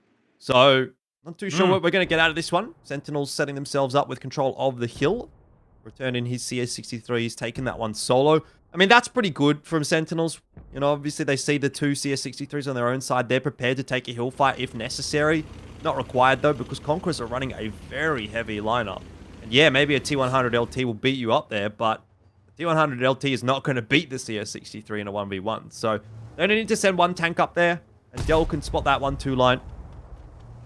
Very curious here. Look, I mean, I was told that the spice will be coming in, but that is a rather, just in general, a very odd lineup that Conquerors are bringing out. The 50B, the double 50Bs, as a matter of fact. Sorry, I thought my eyes were deceiving me initially. Double 50Bs, the T100 LTs feels like more so. Well, with the T100 LT, it's more so a Madhouse's wet dream. But apart from that, I'm curious how will this work out, because it seems like so far Sentinels are gauging to go for the 1 cap, and now that they are in that sort of, I believe, full core with Rainbow as well, that has been kind of called the big brains behind the Sentinels. I'm very much curious how will this really perform, because Rainbow actually could bleed that rotation of the 50Bs really, really well. Actually, no, scratch that. That's not even the push. Whoa, Wymo, he's going to be the one to just absolutely send it right now in that 277. Oh. This is not a fun place to be for Wymo. He needs some help from his teammates. Obviously, he's done this for a reason. He's going to try and open the map up a little bit, but he is essentially a sitting duck if he's not getting that assistance through from Return, from Rainbow. And as you can see, Conquerors have just decided, well, we're going to end Wymo for his transgressions. I'm not too sure what Sentinels was hoping for with that one. Whatever they were hoping for, it definitely has not worked out, because Conquerors are just going to roll around the map now as a wolf pack and find overmatch after overmatch after overmatch. It's like a 4-on-1 and then a 5-on-1. And Sentinels is just completely cooked now. I mean, they've lost 2 tanks for barely any trade. They've got some map control as a result of it, with Dell pushing his way forward to look towards the defender spawn, but in response, Bluey and Whippet are just on their merry way, rotating around through the northern side of the map, and I can't see this going well for Sentinels, having given up 2 tanks like that. Although Cindy might just be able to find a good spot, does actually read into that rotation pretty well, which should call for the re-rotation of another S-Conk. Now, at a face value, 2 S-Conks versus a 50B and a T100 LT, this is a gunfight that I would believe S-Conks would be favored here. But again, the CS rotating about. This could be a good flank play to drain one of the 50Bs even more. Mary not going to have a fun time. 1 or 2 shots, that's about it for him. So he will need to be very cautious about his position and presence. As it stands, Sentinels are far from being out of this yet. Well, you're right, in a sense. They have the health. I mean, that's even, but they're on the attacking side. They're the ones that have to start making the moves, and unfortunately, they are losing map control because they have 2 tanks less. And especially given the fact that they're going up against a T100 LT, which is able to basically drive around and do what it wants at the moment. Life is going to get really difficult once Whippet starts to clear out this K line. Yeah, I think the moment the CS will go down, or at least some sort of damage is being dealt to it to the point where, like, the next gunfight for it will be pretty much all over, this could be a problem. But, oh, yep, that's where the problem comes in. The sheer weight of the CS basically overpowers the T100 LT, and the ramming damage was just there. So, that's now the spawn of the Conquerors completely drained. 2+2 stuck and basically could be farmed by Dell. Mary 2 shots away, 1 shot away now by Rainbow, and no push to the hill means, whilst yes, Conquerors had the numbers advantage, it's about to be no more. I mean, if Sentinels finds a way to dig themselves out of this situation, then I don't know what to say. They have all the tool set here, Jordan. I'm a believer here that at this point they actually managed to secure themselves a really solid position because, yeah, they have the numbers are there. But I reckon if it would have been Bluey and Mary to just keep on pushing and just wrap around, get the burst damage onto S-Conk, and then bail out again, that would have been now a decisive victory for Conquerors. But, I mean, you look at even at the health pool. Ooh, Mary's got to be very careful. If he keeps bleeding these shots out, that's a 1-for-1 exchange, but Mary fired 3 shots. Now, Dell is not technically a 1-shot for Mary Turnip. The other way, obviously, cannot be said the same. Dell should be able to clean Mary Turnip up quite easily. So he's just going to go on his merry way. And Rainbow was watching this angle, but he's not anymore. So that's Mary big. Will survive for the moment. 2+2 should be now playing in tandem with Mary to actually get rid of Dell, because that is a great possibility. Nice trade so far, and Rainbow somehow doesn't slip off. Yeah, I don't know. Man. I don't know what it is, but Rainbow seems to pull off the most like crazy, egregious shots I've ever seen of anyone. He was posting some of them in the Discord like last year or something. Just some stupid shots that should just never hit. But he's like, well, it has a 0.01% chance. I'm going to fire it. See what happens. Yeah. And then it hits. And in that case, you know, full flick from the Super Conk. And then he high rolls too. And 2+2 is dead as well. So now the numbers advantage actually rests for the Sentinels. I can't believe it, Cthulhu, but I think you might be right. I think the Sentinels might still be able to find a way to win this one. 1 minute and a half they've got to do it in. And Bluey is on the run. He's gotten around the corner. And that still gives Conquerors a chance. Yeah, momentum play was certainly there in the hands of Conquerors at the very beginning, but unfortunately, well, the rest was not history. A few attempts at shots, just shy away from 3 HP, and Bluey now being spotted doesn't really help the case at all. Trax now trying to cope with getting rid of, well, having to hold off the push from Rainbow as Cindy as well pushes around to try to sink in some damage onto Bluey. Could be big, but actually play for time could be in full swing. Trax needs to stay alive as long as he can, and that is a tall order. Yeah, it's going to come down to Bluey here. He's got to survive for 40 seconds. I mean, that's surely not possible. He can't clip out Cindy on his own. He would need to be able to somehow clip Cindy out and then leave. But Super Conqueror should have this one done and dusted. 26 seconds. He needs to get 2 more shots through. Maybe only 1, depending on the roll. And, of course, worst case scenario, Dell's going to be able to slide a shot through as well. He has missed it, though. Oh, dearie me. Hang on a second. Just hang on a second. 12 left here for Bluey to survive. Now down to just the 1 shot. Rainbow, he'll have it on lock. 6 seconds left for Sentinels, but they pull off the victory. And look, I don't even know what to say about that one. Conquerors, they had such a great start, but they lost all map control. And then Sentinels, slowly but surely, were able to work on that 3-on-4 and make it happen. Look, it's going to be my lack of World of Tanks knowledge that gets me on this one, as with every time I try and do analysis on this show. But did the Conquerors know they were on defense? Like, I kind of felt like the hill's not a capture point, right? Like, what's... Kind of felt like maybe... Why did that happen, Cthulhu? Can you please explain it to me with big brain? Because it kind of felt like maybe the Conks could have just got out of dodge a little bit earlier and not bled so much HP across the first 5 minutes of that game. Well, yeah, that's the thing. The way how Conquerors initially posed themselves to play is in a similar way how we initially saw Mines happen in our very first matchup, where it was just very much momentum, very much in their opponent's face, just full send it after full send. The problem that did occur for Conquerors is the fact that they sent it, they got the initial picks, they cleared out the first flag, and they had the play where they could actually just circle around and keep up the momentum running. But for some ungodly known reason, the actual coordination didn't come through. They had 5 tanks and 4 minutes left. They had 5. Yeah, they had 5 tanks. They had the position. They had the ability to completely even escape Dell, who was the culprit, by the way, of all of their problems around the middle end of the round.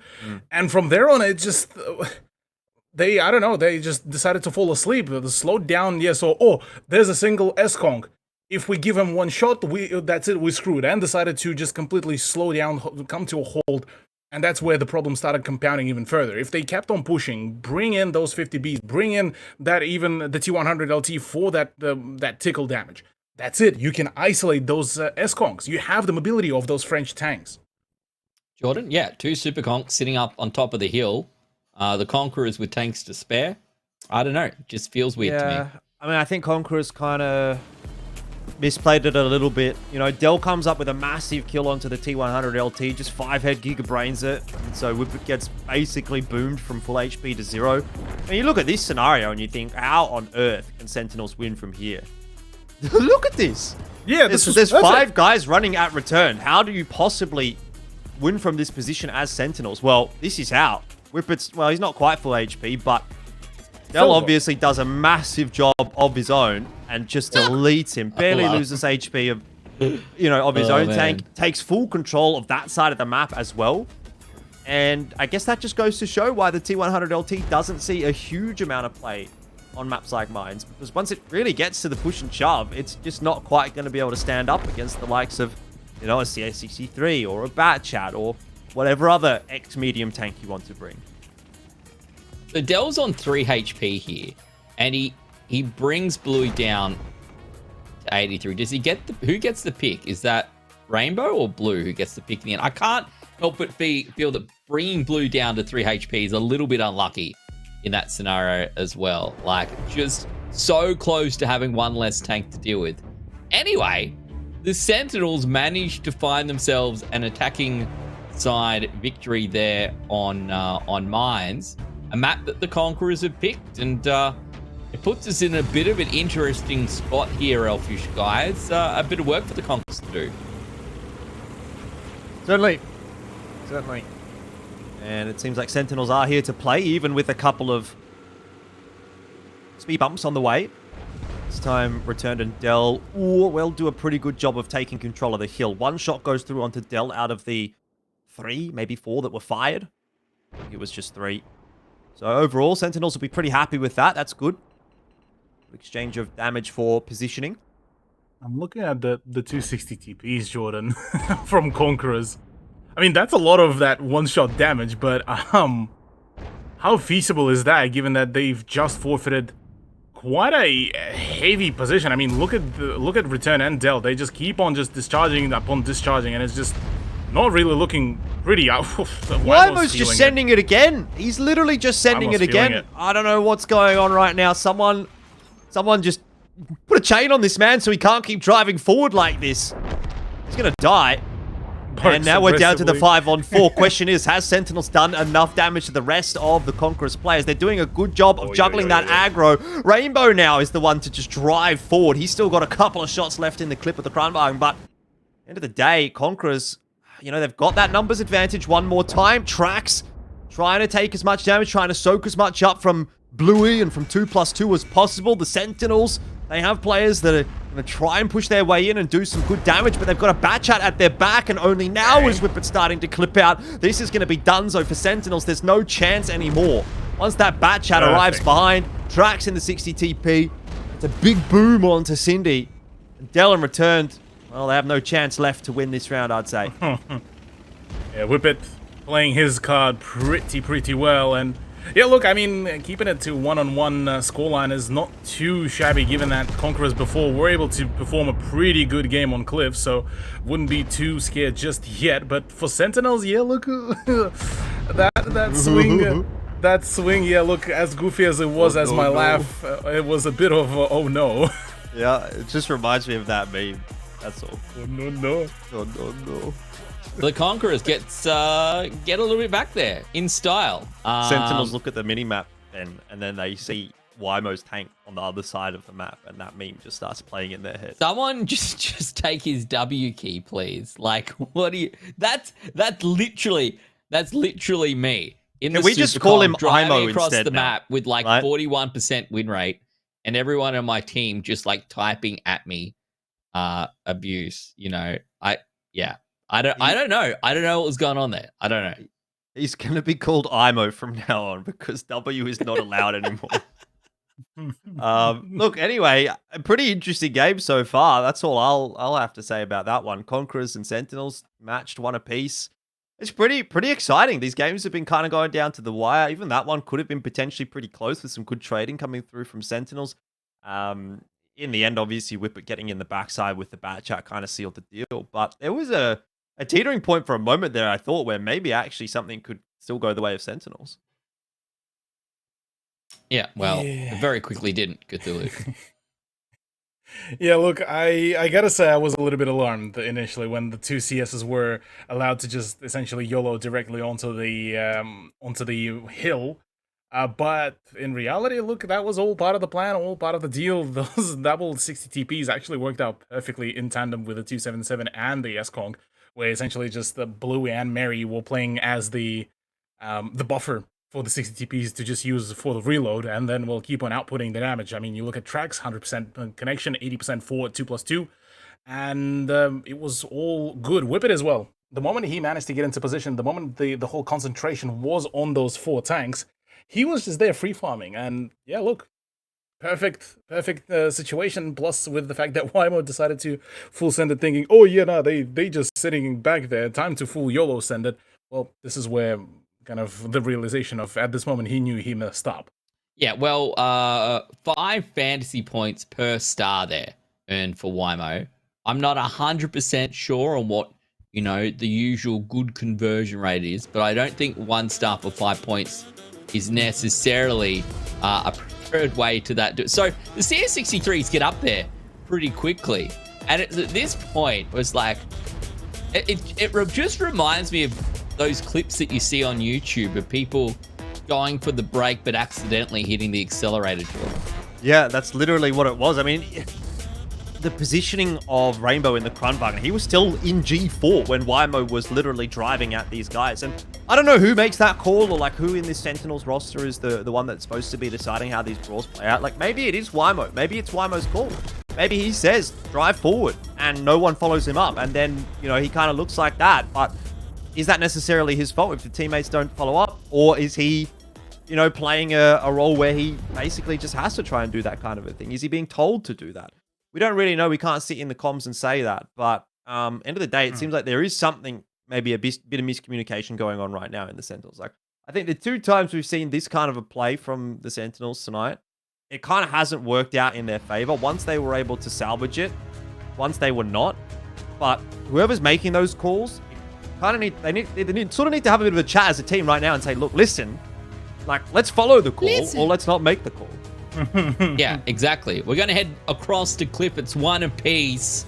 This map picked by the Sentinels, which is an interesting one because the Sentinels have only a 25% win rate on Cliff so far this season. So seeing it is the tiebreaker tonight, one can only hope, for their sake at least, that they've got something in the back pocket ready for this one. Absolutely. I mean, look, we've seen a really convincing game a couple of times from Sentinels on this map. Conquerors, this was the map where they brought out the Foch B as well eventually. This is a full-on send. Bluey is about to be completely isolated, not particularly the kind of situation that you want to find yourself in. Gotta get out. Oh, no. Oh, lordy. Yeah, look, lost 1200 HP, but managed to at least run away with his life. But that is quite a concentrated play that, again, could bite back at Sentinels quite well, because Whippet time to farm. Yeah, I mean, look, end of the day, it hasn't gone too poorly for Conquerors, all things considered. They get a decent chunk of damage back into Wymo. Bluey survived. Critical now is kind of getting farmed on this cross a little bit. But they haven't lost too much HP. My main concern right now is what's happening with those CS63s. Have they even been spotted or thought about by Conquerors? Because if they get around behind, Bluey is definitely dead. Critical and Trax are going to start to take some big damage. And I think Conquerors is fairly cognizant of that fact. They're trying to push the issue into mid. They know they've got an overmatch here. They don't know where those CS63s are. And only now are they starting to get that information. And have they gone a little bit too late, Cthulhu? I wonder. The CS63s have arrived. Conquerors are looking for that overmatch into mid onto Cindy. They'll take him out of the picture pretty quickly, but they've already lost Bluey. So it's a 1-for-1. And I'd say Whippet's probably on the reload or just out of the fight in general now because he's down to 64 HP. Has a full clip available, is being watched, is managing to find ways to sneak shots through though onto return. He's doing a good job of it. Yeah, look, with Kranvagen as well tagged up, only now Rainbow will be getting the opportunity to hunt him. The time is very finite here for Whippet because Dell is already about to go in for the swing. So right now he needs to find at least one more shot before going down, and that could be problematic. 50B of Mary and Crit are there. CS is about to be taken down. Rainbow gets the trade. Now the 50Bs needs to get to work, and this is not particularly looking favorable, albeit the Kranvagen is clipping. This is big. Trax could really find that big assistance, and right now, I'm not too sure if Mary is actually still clipping. No, still got one more shot, but now needs to get the hell out. Needs to move. It's all down to Trax to find the finisher. Yeah, they've got to let Trax try and drive his way up there. Eventually he'll work down the hill. He misses. He's missed. That is a big problem because Kranvagen, it's an auto loader. And all of a sudden, it swings back on its head. Conqueror's fumbling the ball again. And Sentinels might be able to still walk away with a win here. Dell slides the finishing blow through onto Mary Turnip. It looked like it should have been the Conquerors. Now, it most definitely will not be. Whippet on 64 HP. He'll be cleaned up by Dell. No problems at all. It's a repeat of mines. It does look like it, and look, I mean, understandably so, this just was an unfortunate set of misplays, albeit Whippet just trying to farm up a couple more shots. Maybe, possibly, the impossible could be done here. A bit of a ring around a rosy, but the Kranvagen is coming into play as well. This is about to be pretty much the end game, and yeah, there it is. There's the finisher. So yeah, look, honestly, I think at this point, it's just up to Sentinels, and they just managed to outsmart their opponents. Yeah, Sentinels coming out with the goods, and I think you're right, Jordan. I don't want to take anything away from the Sentinels gameplay, both for their win on Mines or here right now on Cliff, but kind of feels like the Conquerors may be letting a couple of these games slip away from them, and you really can't afford to do that against the top team in the region at the moment. Nope, definitely not. I mean, I think Conqueror's going to be pretty disappointed with how tonight's going, considering that's 2 rounds, really, that they could have won, that they haven't. They could be up 3-0 now. They've already beaten the Sentinels 4-0 once in this competition, and it's obviously not going to happen again tonight. They're going to have to do a lot more work to now still win this series, and if they continue to play the way that they are, I mean, in a way, it's kind of good because they're getting into good positions, but they're just not closing them out. But you know, I just don't see them winning this series if they continue to just sort of fumble these sort of key moments. Mary Turnip Day sitting up on top of the leaderboard and top of the fantasy points there as well for his team.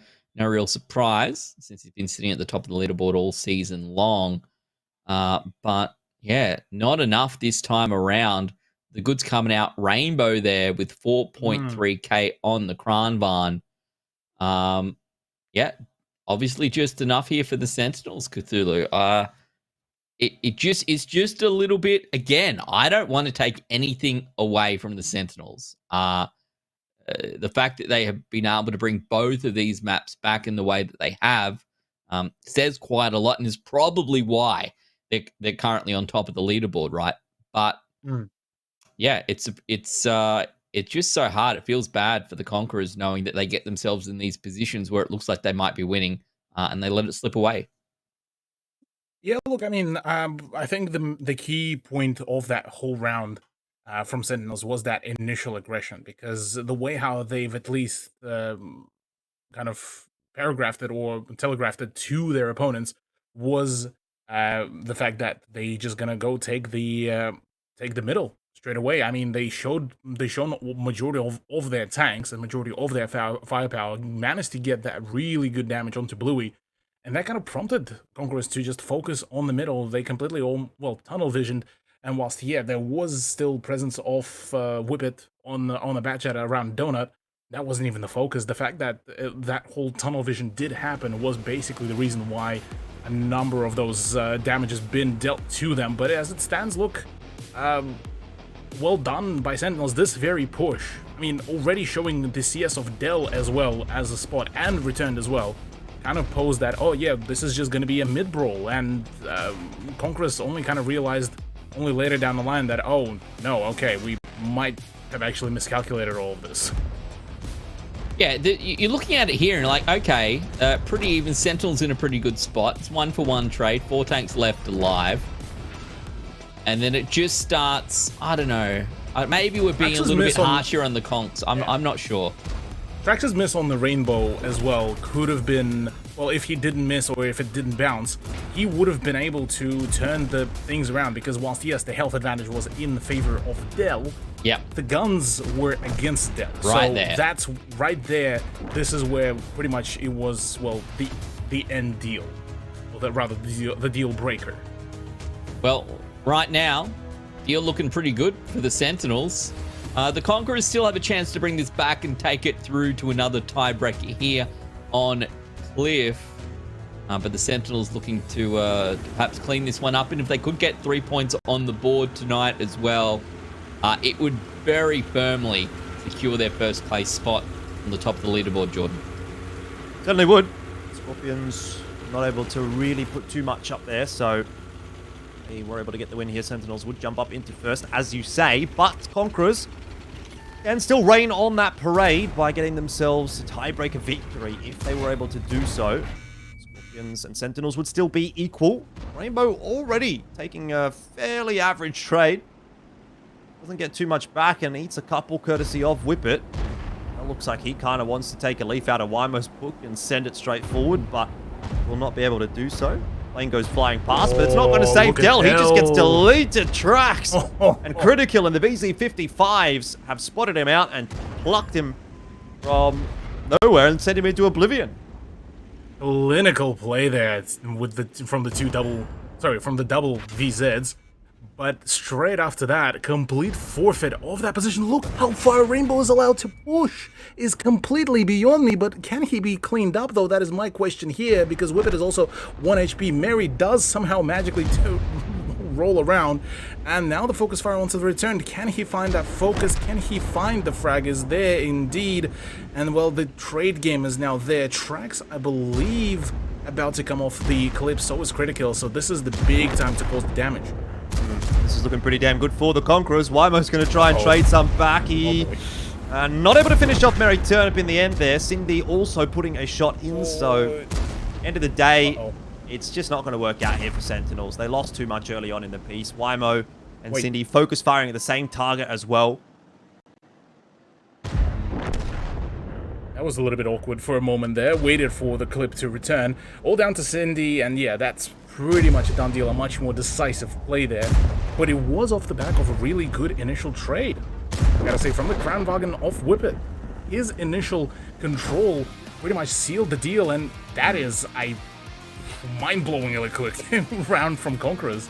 Yeah, absolutely smashed it out there, picking up the win and taking us through to 2 apiece and another tiebreaker. ANZPL lets 3-2. Seems to be the status quo. Can't really complain, though. These games going all of the way and very, very close. It's just the thing for me, Cthulhu, is how very different some of these results are. You can go, that was just so one-sided. A very different game to what we saw last time.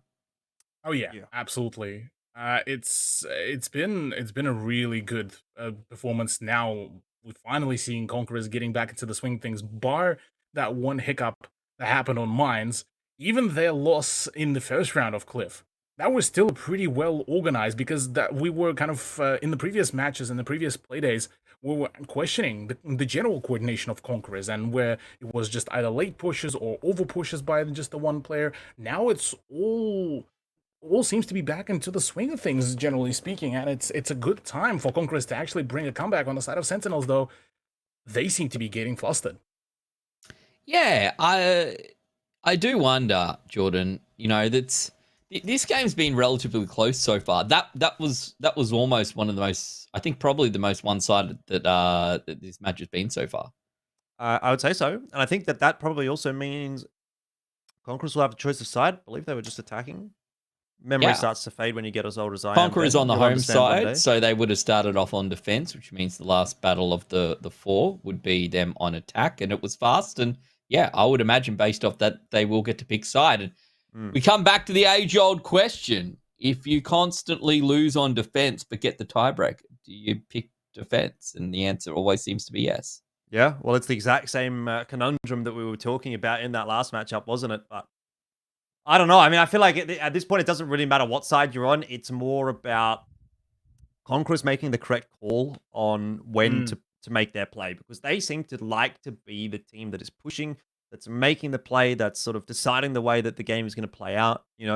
When they're on the offensive, when they're pushing, when they're dealing the damage initially and deciding how the fights start, it seems to go relatively well for them. But when it gets into a bit more of a slow, sort of a crawl, when you're in the mid game, when it has to sort of play out, no, I don't want to say more intelligently per se, because that's kind of like a negative connotation, saying that Conquerors play dumb. But I think you kind of get my point when I say that, in that, obviously it takes time for Sentinels to kind of work through that mid game, get their tanks into positions, etc., etc. Whereas Conquerors are kind of just sending it a little bit. And those seem to be the two schools of thought, or at least the two beneficial styles of play for these two teams. Sentinels want a bit of a slower game where they can make those mid-round decisions and rotates, whereas Conquerors want an all-out brawl where they're blowing up tanks or, here and there very quickly, and they seem to be winning that way. So it's kind of interesting to sort of see how this sort of dichotomy between these two teams is actually going to end up playing out when we do get into that tiebreaker round.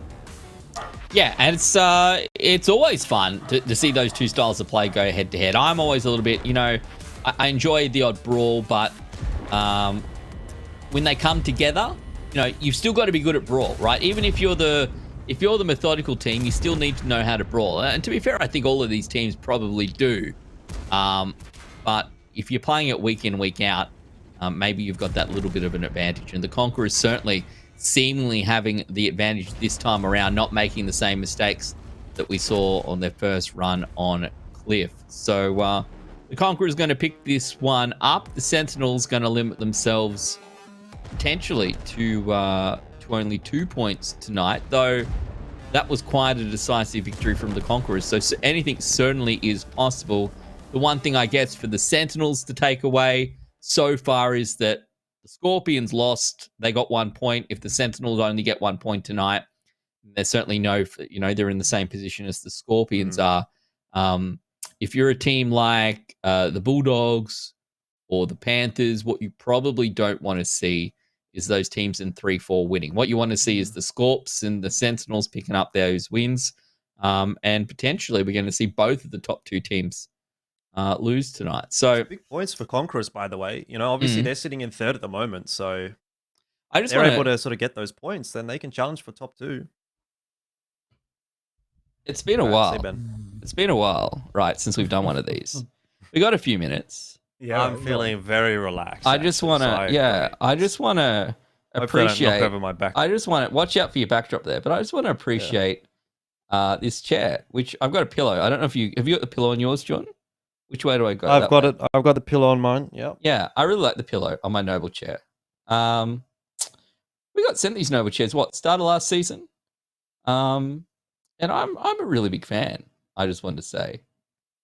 It gets me through these stressful moments. And sometimes I wonder, I don't know, do the Bulldogs have Noble chairs? Because the Bulldogs like, right, relaxing. So if they don't, maybe getting a Noble chair would help them with those games where they're, a little bit stressed. But look, if you want a Noble chair, there's ways you can get them, I think.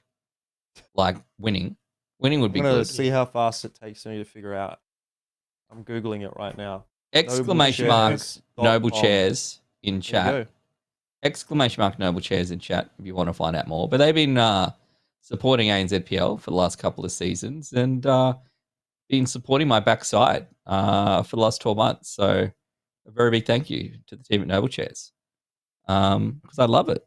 Oh, how do I get? You know what? I actually feel like every time we go to a tiebreaker, it should be the Noble Chairs segment because this is a way better way to sit and cast. I read this. What do you think? Okay, in all seriousness, I'm not going to do it now because it's going to be a massive pain in the ass to fix. But do you think, right, that you could set it up so that you get like, particularly if you're a green screen caster, you could get your Noble Chair back all the way like this, and then you just angle your camera so that it looks like it's square. You square your camera up, and then you put your backdrop on a rest, on an angle, and then you could just cast the whole time like this.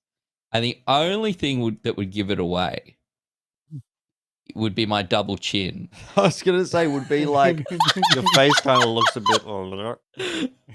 That's the only thing that would be like, no, I'm just casting in high gravity here.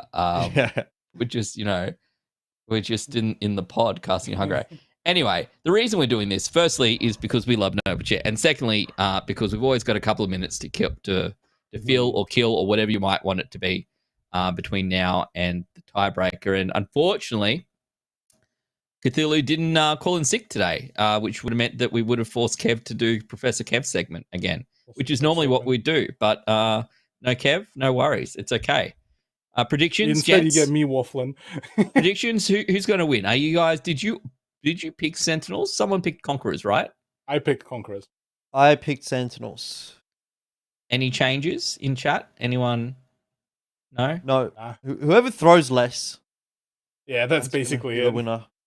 Well, we already actually, as a matter of fact, we actually have the sides. So Conquerors have the advantage, and they decided to pick defense. No surprise. No surprise, yeah. Pick defense. Pick defense, which it wasn't particularly favorable for them. But in saying that, they are the team that had a really good and still have a really good win rate on Cliff. I mean, 66.67% up until today is already a pretty good way, and we've seen a pretty solid set of the defenses previously from said Conquerors, including some of the more unconventional choices of the ye old Fosh B that was able to clip out and just deal just about enough damage for the brawl before the entry on the donut. Before, I believe, actually, as a matter of fact, it was against Sentinels before, if my memory serves me right. And the other thing as well is just, their lineup for their defense was perfectly fine. It did go down to unfortunate misbrawls and misplays, and well, now we get to see them try to reiterate or re-execute it, maybe have a little bit more vision to know when the flank is coming. Well, gents, action stations. Did you ever play warships? Anyway, they said that I got banned from warships for my torpedoes hitting too many AI ships. But anyway, this is serious business time now. Bringing Noble Chairs back up because the Sentinels on the attack, the Conks on defense. Is second time the charm for the team in red? Big question mark, isn't it? Oh, double VZ55, 50B, bat chat, lots of autoloaders again out for Conquerors. We know they love that kind of a setup. Rainbow in that Kranwagen is being pushed forward to try to take control of the hill as quickly as possible by the CS63, but not going to be able to beat the CS63 of the Conquerors there.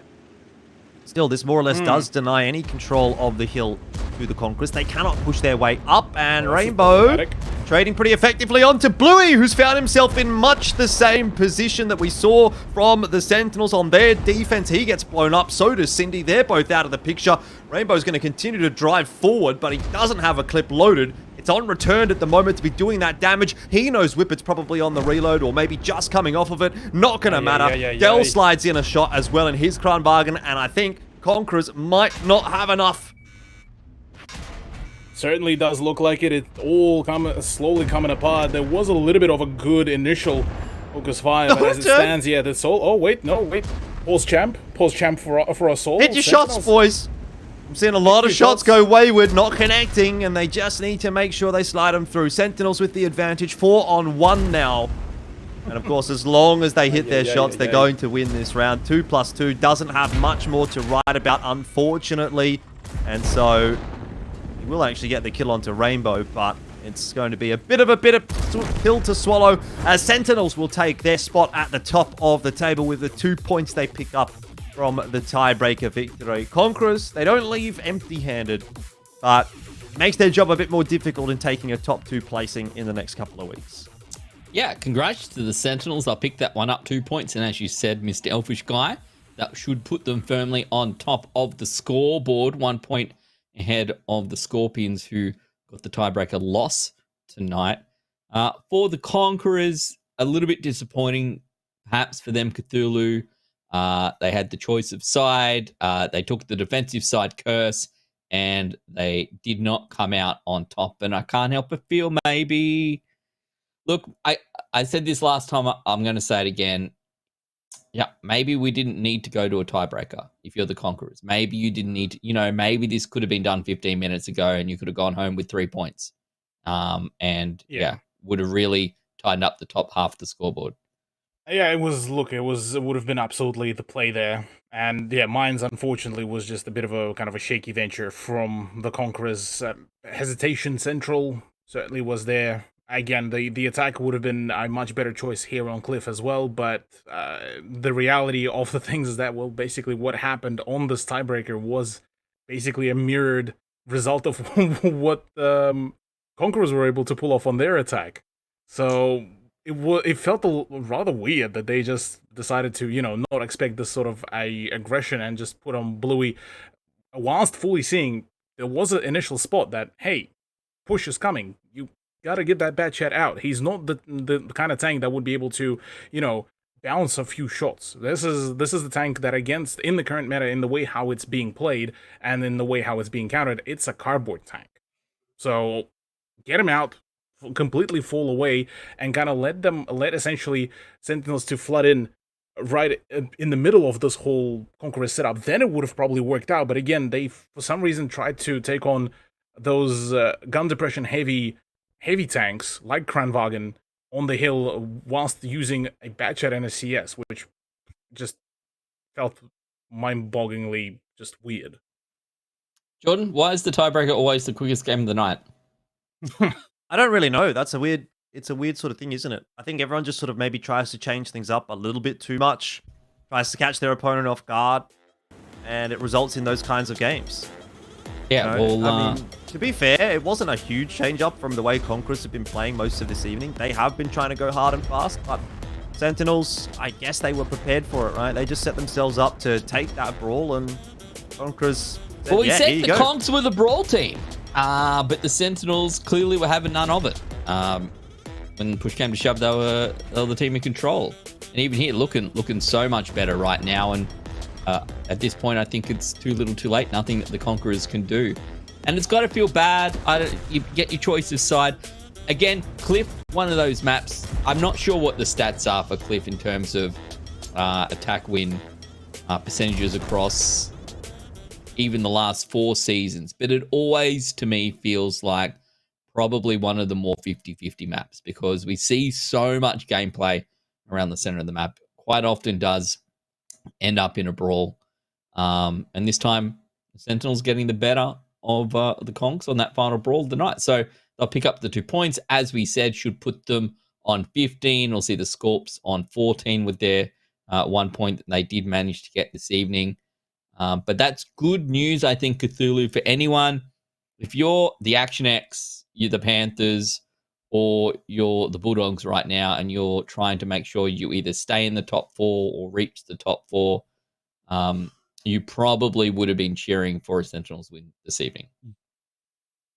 Yeah, basically, it's just the fact that the leaderboard keeps on staying as volatile as possible is pretty much a great thing for a number of teams. And yeah, I would imagine quite a number of them would have been cheering on for the upset. Well, not the upset, but technically the upset against the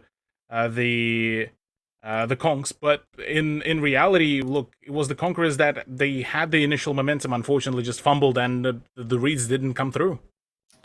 No, certainly didn't seem to be that way, but you don't need to listen to us anymore. We've got Rainbow. Hello. Congratulations. Loving the style. I'm going to ask you 2 questions tonight. Firstly, what's with the hats? Well, we just put them on, and I have 4 hats. So I put them all on, and one was like, "Oh, I'm going to do that," and that's how it happened. Just a bit of. That's, I think, how most fashion trends start, right? Someone's like, "Oh, yeah, I couldn't find my belt today," and they're walking around with their pants around their knees, and then someone else is like, "Yeah, that looks cool. I'm going to do the same thing." Actual question. Firstly, congratulations, you guys come out with the win. It looked a little bit iffy there. Did it feel a little bit iffy there? Certainly. In the tiebreaker, you guys were on point, though. Yeah, to be honest, I wasn't too happy with the games. The Mines game, what happened in the end wasn't actually my call. I wanted to do something a lot different, but shit happens. It happens to every team.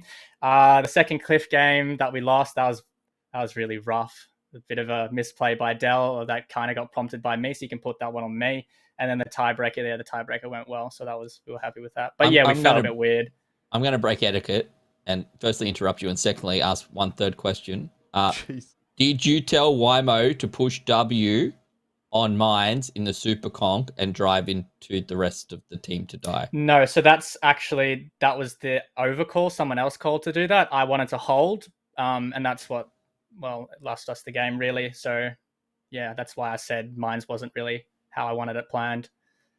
It was really nice of you to take my question for the second time tonight, Ben. Jordan's going to get the easy question here. I'm not going to let him get that one. Well done. Something better, sorry. Yeah, look, I guess on the spur of the moment, I kind of want to get your thoughts on how that game in general played out, not just each individual round, but it did kind of seem like it was just a very, very messy game in general, right? Conquerors kind of kept just sending it at you, and then you were trying to slow the game down a little bit, it felt like. So what was it actually like playing that game out? Was it a bit, I don't know, it just felt like a bit different to how a lot of games do tend to play out. Was it a bit, I don't know, hard to read in a sense? Which games? Any of them. They all seem to be a bit weird to me. Yeah, like our Cliff was kind of like, let's take middle super hard, super fast, and just absolutely smash it. But they kind of had a lot of speed to their mid as well, which kind of threw us off. So it was a bit weird because usually people take mid a bit slow. Like, I'm going to hold here. I'll take one line to slow it down. We wanted to just send it over, but we couldn't really do that with the Conks. So it was a bit weird. Run us through actually the Cliff round 1, because it was in general felt a little bit, kind of just unconventional, but still it felt oddly in your kind of favor, where you initially kind of showed and kind of decided to shove the middle part, but then had the 2 CS flank around. Was it kind of on the go move, or was it just the actual pre-planned kind of strat where you just almost, I guess, knew that there was going to be that presence from Conquerors? Well, it wasn't pre-planned because Dell brought the wrong tank, actually. He forgot to change from Mines because we were a bit tilted on Mines, so he just decided to just ready up again. So we were meant to have an STB for that game to take mid, but we had 2 CSs, and taking through mid with 2 CSs is a bit rough, so we just, it was definitely on the fly, go down 9 line because we got the wrong lineup. Well, congrats, man. You guys sitting up on top of the leaderboard, firmly ahead of the Scorpions right now. Only a couple of weeks left in the season. I would suspect probably pretty clearly in the top 4. Obviously, top 2 is where you want to be. You're in the number 1 spot right now. I'm very interested to see how this plays out for the rest of the season. I'm sure we will see you in finals, and of course, we'll see you next week. Good luck. Have a great weekend, and we'll see if you can string a few wins in a row. Cheers. Thank you. So, Rainbow didn't get all the calls tonight. Sounds like you and me playing, Jordan, and don't always agree, but they got the win, and that's all that really matters. So, I look, does it seem harsh to say it feels like if the Sentinels play like that in the finals, maybe that's not, I think they just need a little bit more than what we saw from them tonight. Or it could just be a matter of that the Conquerors have stepped up. I don't know. Maybe these teams are a little bit more evenly matched than I give them credit for. But yeah, could have gone either way. I mean, I don't think that was all-time best of for the Conquerors either. So, in my opinion, if we're going to get one or both of those two teams in the grand final, it's going to take more than what we saw from both teams tonight to win a grand final. Obviously, Scorpions is part of that discussion as well, and maybe one other team that makes it through to playoffs. But yeah, I mean, I don't think either team really showed their best tonight, but that's fine because we're still in the regular season and there's time to sort of cross those T's and dot those I's. Yeah, still a couple of weeks left to go and still one more match remaining tonight. We've been talking about the top four. We've been talking about, well, these teams really need to step it up if they want to lock in their position. And two of the teams really fighting out for a top four spot is the Action X and the Panthers. And that game is coming up on the other side of this break. A long-awaited update is coming to Battle Pass. From May 12 through May 23, a new temporary chapter will be available. It's a new take on the well-known Tank Challenge event. Now, within Battle Pass, you'll get a chance to obtain a Tier 8 premium vehicle without spending a thing. The key difference of this temporary chapter, however, is its progression. Before, you had to complete missions for mastery or commitment to get to the vehicle. Now, it's a single path without any special conditions. Battle Pass points are used for progression in this temporary chapter. It's important to remember that only points earned after activating this temporary chapter will count toward progression through it. Just as before, you can get them by fighting any types of random battles, except for grand battles. Each vehicle also has its own point limit, and you'll be granted additional points after you reach it. If you fight random battles in this season's core vehicles, you can earn points even faster. You'll also get Battle Pass points for completing daily missions. The nice thing is that most of them can be completed in the background while you play normally. If you're not happy with the daily missions, you can swap one of them every 4 hours. You'll also get extra points for completing 45 daily missions. To complete the entire temporary chapter, you need to pass through 40 stages. Like with the other Battle Pass chapters, 2 reward tracks are available to you: Base and Improve. Base rewards include credits, bonds, Days of World of Tanks Premium account, personal reserves, and directives. A Tier 8 premium tank is the main prize. If you purchase an improved pass, you can expect more rewards and a brand new, unique style awaits you at the end.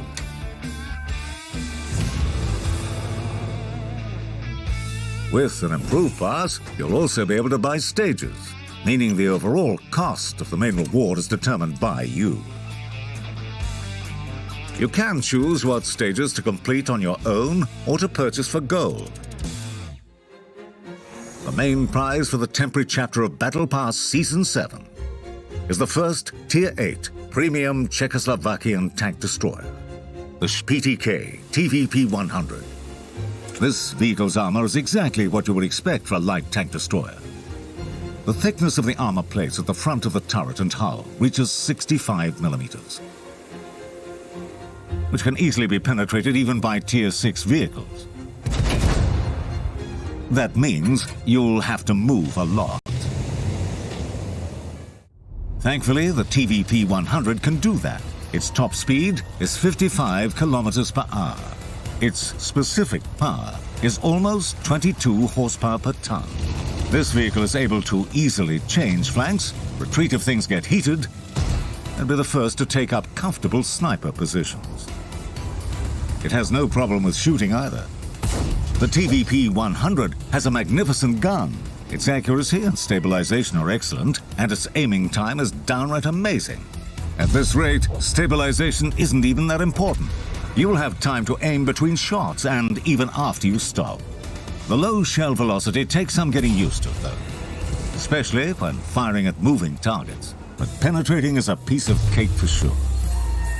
Armor penetration with a standard shell is 270 millimeters. This means you can do without special ammo and earn some credits.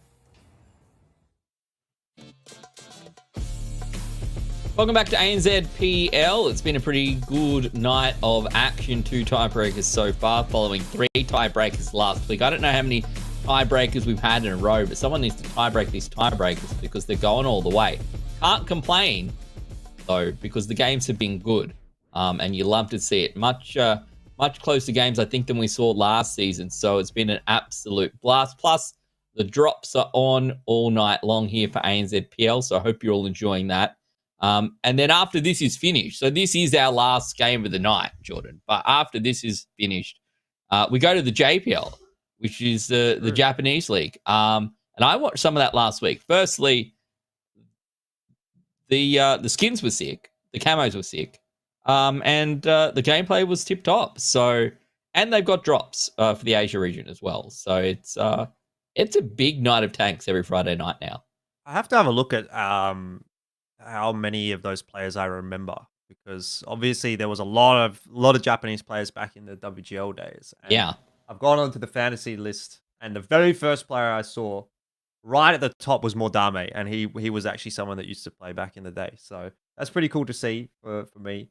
Don't really recognize a lot of the players though, which I think is probably a good sign as well. You know, a lot of new players coming in, and yeah, I mean, I think it'll be pretty cool to have, I suppose a quote unquote sister league to the ANZPL. I heard, maybe hopefully one day there'll be a Korean version of that as well. So I think like Tri Nations. I don't know if you remember the Tri Nations, Ben, when they had that one in the cricket. I think it's still a thing in the rugby, but that'd be pretty sick. Get a bit of an international final between the 3 winners, or the 2 winners at least in this case. Yeah, look, I think it's great, and it's been a lot of fun. And it really, Cthulhu, we talked about a little bit last week, but the more games we get to see in this format, the more adaptations we'll get to see from the format. And I'm going to say, look, the ANZ region isn't always known to be, to come up with the best ideas for formats. So I'm very keen to see what other regions can do, and I'm sure Japan won't disappoint. Oh yeah, absolutely. I mean, there's already been talks about NZPL teams scrimming even against some of the JPL teams as well. So that already clash and kind of, I guess, the mixture of 2 different play styles and 2 different regions now starting to come into the play. So we might, absolutely, we could be seeing some really big battles happen if we do in the end get that kind of the clash of the JPL and NZPL. So honestly, I'm keen for it. The more the merrier. Yeah, exactly. The more the merrier. And that's what we've seen. And tonight, let's talk about our next game. Then it's the Panthers v the Action X. It is 4th versus 5th on the ladder. We'll talk about the Panthers first. Jordan, the Panthers made it through to finals last season. To be honest, we didn't expect them to. So now we had high expectations for them in season 4 of ANZPL. And they're in 5th at the moment, so maybe a little bit more work for them to do. Yeah, definitely. I mean, it doesn't necessarily mean they're going to stay in 5th, but obviously a bit of picking up to be done for the Panthers. And it's, again, it's kind of been one of those seasons, right, where it's been kind of up and down. They've had some wins that have been pretty good and maybe surprising. They've had some losses that have been pretty bad and surprising. I think last week, taking Scorpions to a tiebreaker, that's a good result. The week prior, being able to beat Conquerors, a really good result. But they lost the Sentinels prior to that. They beat the Bulldogs prior to that. So I feel like the general trend has been kind of upwards for Panthers. I think they started pretty slow, and they've been getting better as the season has gone. But these last 3 weeks are where push is really coming to shove. These are the very important matches. In fact, this match in particular might be the most important of them, because they're playing against Scorpions in the week following this. And then beyond that, up against the Sentinels. So the reality is, the teams that you're trying to vie for positioning with, you're not going to get to face. This is your best opportunity to get points for yourself and take them away from the teams in a sort of similar position to you. So Panthers have to win. Yeah, and this is it. The Action X, Cthulhu, is the team directly above the Panthers on the scoreboard. So if you're looking to take it from anyone, you're looking, we want to take down 3rd and 4th. We want to make it through the top 4. The Action X is the team to do it against tonight. Absolutely. Look, I mean, the beautiful thing about Action X is a team that has a great amount of potential, and they've shown us that they can do a lot of damage to a number of the teams. Unfortunately, just their start of the season has been extremely rough. Going into the conclusion of the season, though, they have been showing some really good signs of life. And look, with CJ being at the helm of it all, with Donga occasionally, pitching in some of the ideas that apparently do get shut down rather quickly, understandably, look, Action X could still put a dent on Panthers' chances here for the LAN. Talk about Donga. You've got JS and Donga Lord as your player focuses tonight. As Eugene just out there having a quick snack. A quick snack. Those are, by the way, those are really tasty. Yeah, tasty. Those wafer tubes are really tasty. But what is also tasty is the sheer amount of damage that we do see on the side of JS. The total damage plus assist has been quite scrumptious.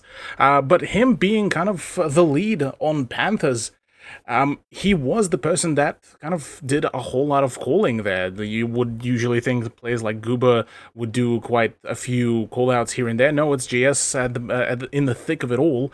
Whereas on the side of Action X, yeah, look, whilst it is CJ that does a whole lot of calling, Donga is the one that has been leading for the team with the damage numbers. Even in Fantasy League, the man is on the top of the leaderboard as well, I believe. So it's been a pretty, stacked set of stats for both of the teams. It's more so with Panthers, you have even the leaders, the callers, to be in the thick of it, whereas on the side of Action X, it's kind of a bit of a more so kind of like the commander and the rest of the army behind him kind of being pushed up. Now, Tundra, Brock, and Cliff. Yeah, you talk about stack stats, Cthulhu. Yeah. This, Tundra and Prokhorovka, are the Panthers' two best maps. They are undefeated on Tundra this season, 5 from 5. They're 71% on Prokhorovka, and that's why I picked them tonight. I went in, I did the stats, I did my research, and I said, you know what? I think the Panthers are going to come out on top, and roll out first. The Panthers on defense here on Tundra, undefeated so far this season, Jordan. That's true, Ben. But did you also take into account that Action X beat the Panthers 3-1 when they played each other already? Yeah, I don't care. You don't Not on Tundra, clearly. Well, either way, I think it is going to be a close matchup, to be honest. This is obviously two teams that are sort of vying for positioning on the ladder. And the winner of it, I don't know if they will do enough necessarily to secure their place. Maybe if it's Action X, they'll be feeling pretty comfortable. But the Panthers, definitely a lot more work to be done over the next 2 to 3 weeks, including this week. And we've already seen one 100% get broken today. That was mines for Scorpions. Action X are going to hope to do much the same. Absolutely. Look, I mean, I wouldn't count it out just yet. I am, though, liking this concentrated push with Action X. Eugene, though, pushing a little bit too far, not particularly setting himself up with a good position, but that shot onto Dastardly, that's the ammo rack, as well as draining that repair kit could be problematic. But yeah, look, Panthers, the way how they set this up, they're just playing for... pardon me, for their comfort zone. I mean, Gooba back on the bad chat. We still have the double S-Kong, JS on the VZ, Kranwagen for Lightning Man. So it's a really good balance of that consistent DPM plus burst damage. Already a decent start on both sides. Lightning Man down to 1500, but Eugene and Saxon copying a bit of damage back in response. Map control at the moment doesn't really feel like it's favoring either team, but with Gooba on the flank in that bat chat, starting to have a bit of a look around, maybe Panthers can start to wrestle control away from Action X. I feel as though it is a bit of a bait and switch setup, though. Dongalord is ready and waiting at the back for Action X, and if Gooba gets spotted here and he's in a bad spot, Dongalord is going to punish him. Absolutely, yeah, this will very much depend on how that Batchat plays out. Already spotted out. Now, the battle between the Batchat and the Ascon could be big, but there's the Batchat of Donga as well being spotted out. This is big. This could be the big tiebreaker, because basically what Gooba was trying to pull off is what Whippet did back on the mines as well in the second round, but unfortunately doesn't get the opportunity to do so. Yes, the damage was there onto the Ascon. Yes, the split of the attention is there, and he's able to get away, but now comes the kind of the cat and mouse race between Donga and Gooba. Gooba's on the move. But as you say, Donga, I mean, he's on the move as well, and he's kind of got that HP advantage when it comes to the Batchat duel. He'll feel a little more confident working the backsides of the map on his own, whereas Gooba, he probably needs to play a little bit more precariously, a little bit more safely. Yeah, look, safety certainly could be a good way to play around it, but, I mean, you look at the positions, Action X are kind of locked in in their spot. This is a very neck and neck of a game. And whilst, yeah, Sandman did allude to the fact that ActionX were able to beat Panthers before, we also can't forget the fact that we've talked about this multiple times as well, that Panthers have been known to be the team on that kind of late afterburner. So they could be the team to really pull it off, with Goober already getting the better of Saxon. That's one of the S-Kongs down. Only E5, 277 are the only ones that remain as the kind of, I suppose, the cyclical damage dealers, the consistent ones. But with Donga pulling basically the same as what Goober did, this could be a problem. Could be indeed. Saxon having gone down now, and Dongalord not really finding a way to get involved in this game yet. He's been spotted out as well. It's not a good look for ActionX, considering they're on the attack. Time is ticking away. They're a player down. At the very least, they've kept the HP reasonably even. There may be a world where if Eugene can sneak another shot through here, he can just full send it onto Lightning Man once he reloads. Possibly, a possibility there. Lightning Man's position will be, though, very key. If the Object 277 just decides to full send it, this could be a big frag, and that is the one line completely now isolated, which could pose a possibility for the 277 to completely wrap around and start that behind the scenes pressure as well. Thankfully for Lightning Man, though, he gets to pop off a couple more shots because of that low roll that keeps him alive for just a brief moment longer, but now that he's clipping, yeah, that's pretty much a done deal. Ignite. In the meanwhile, oh, that's big. See what a turn of events for ActionX. They knew they had opportunities there. Eugene sussed out his chance against Lightning Man, and Goober was found by Dongalord, as we maybe predicted earlier on in the piece. Not the fashion in which we thought it would play out, but it has gone that way, and now ActionX have the advantage.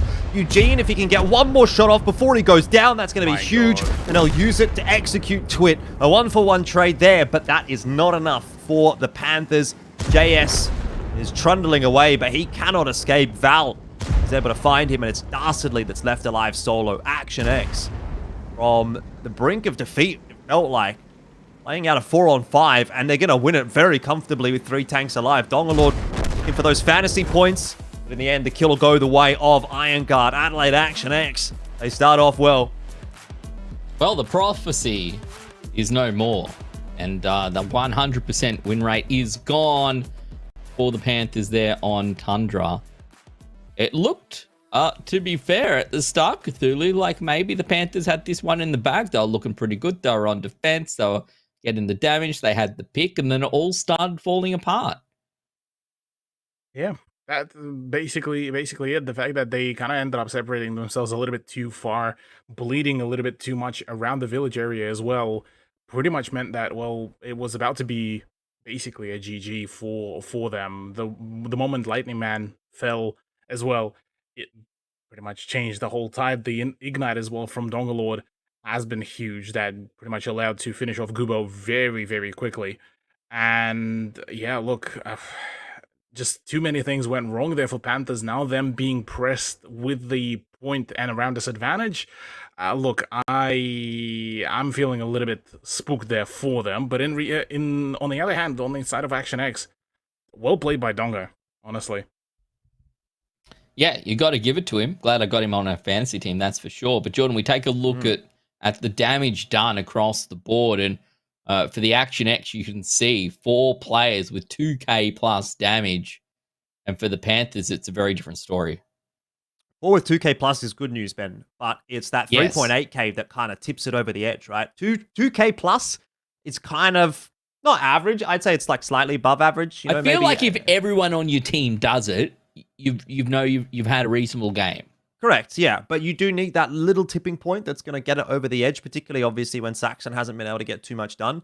And that's Dongalord in this game. I mean, Cthulhu's already shouted him out, but that was a really nicely played game from him. It didn't look like he was going to have much of an impact. He was spotted on the backside, but he's been a really consistent force in that bat chat for ActionX this season. And I think that's why they're having the degrees of success that they are. When he's able to find those avenues of attack and when he's able to have that impact, he certainly is a really powerful player. So good to see, and it's a good positive sign for tonight that if ActionX is going to find a win, Dongalord is having a performance like this, and the rest of the guys are sort of chiming in and doing their job as well. Yeah, it's what you love to see if you're an ActionX fan. And at this point, you're like, okay, yeah, the Panthers have the gun advantage, but Lightning Man's super low, and Goober goes down at the same time. And at that point, it's pretty evident, Cthulhu, like, there is no coming back from this. Yeah, basically. Basically, well, that's the perfect summary of it all, honestly. With Panthers, I'm not too sure at which point was the bad call made, because I think just plainly allowing Donga to be given the sheer abundance of the ground to really cover pretty much was one of the issues, at least, that kind of occurred. If it would have been just a concentrated, just kind of a one-sided push from both of the teams, it would have gone down to just flat out just a brawl.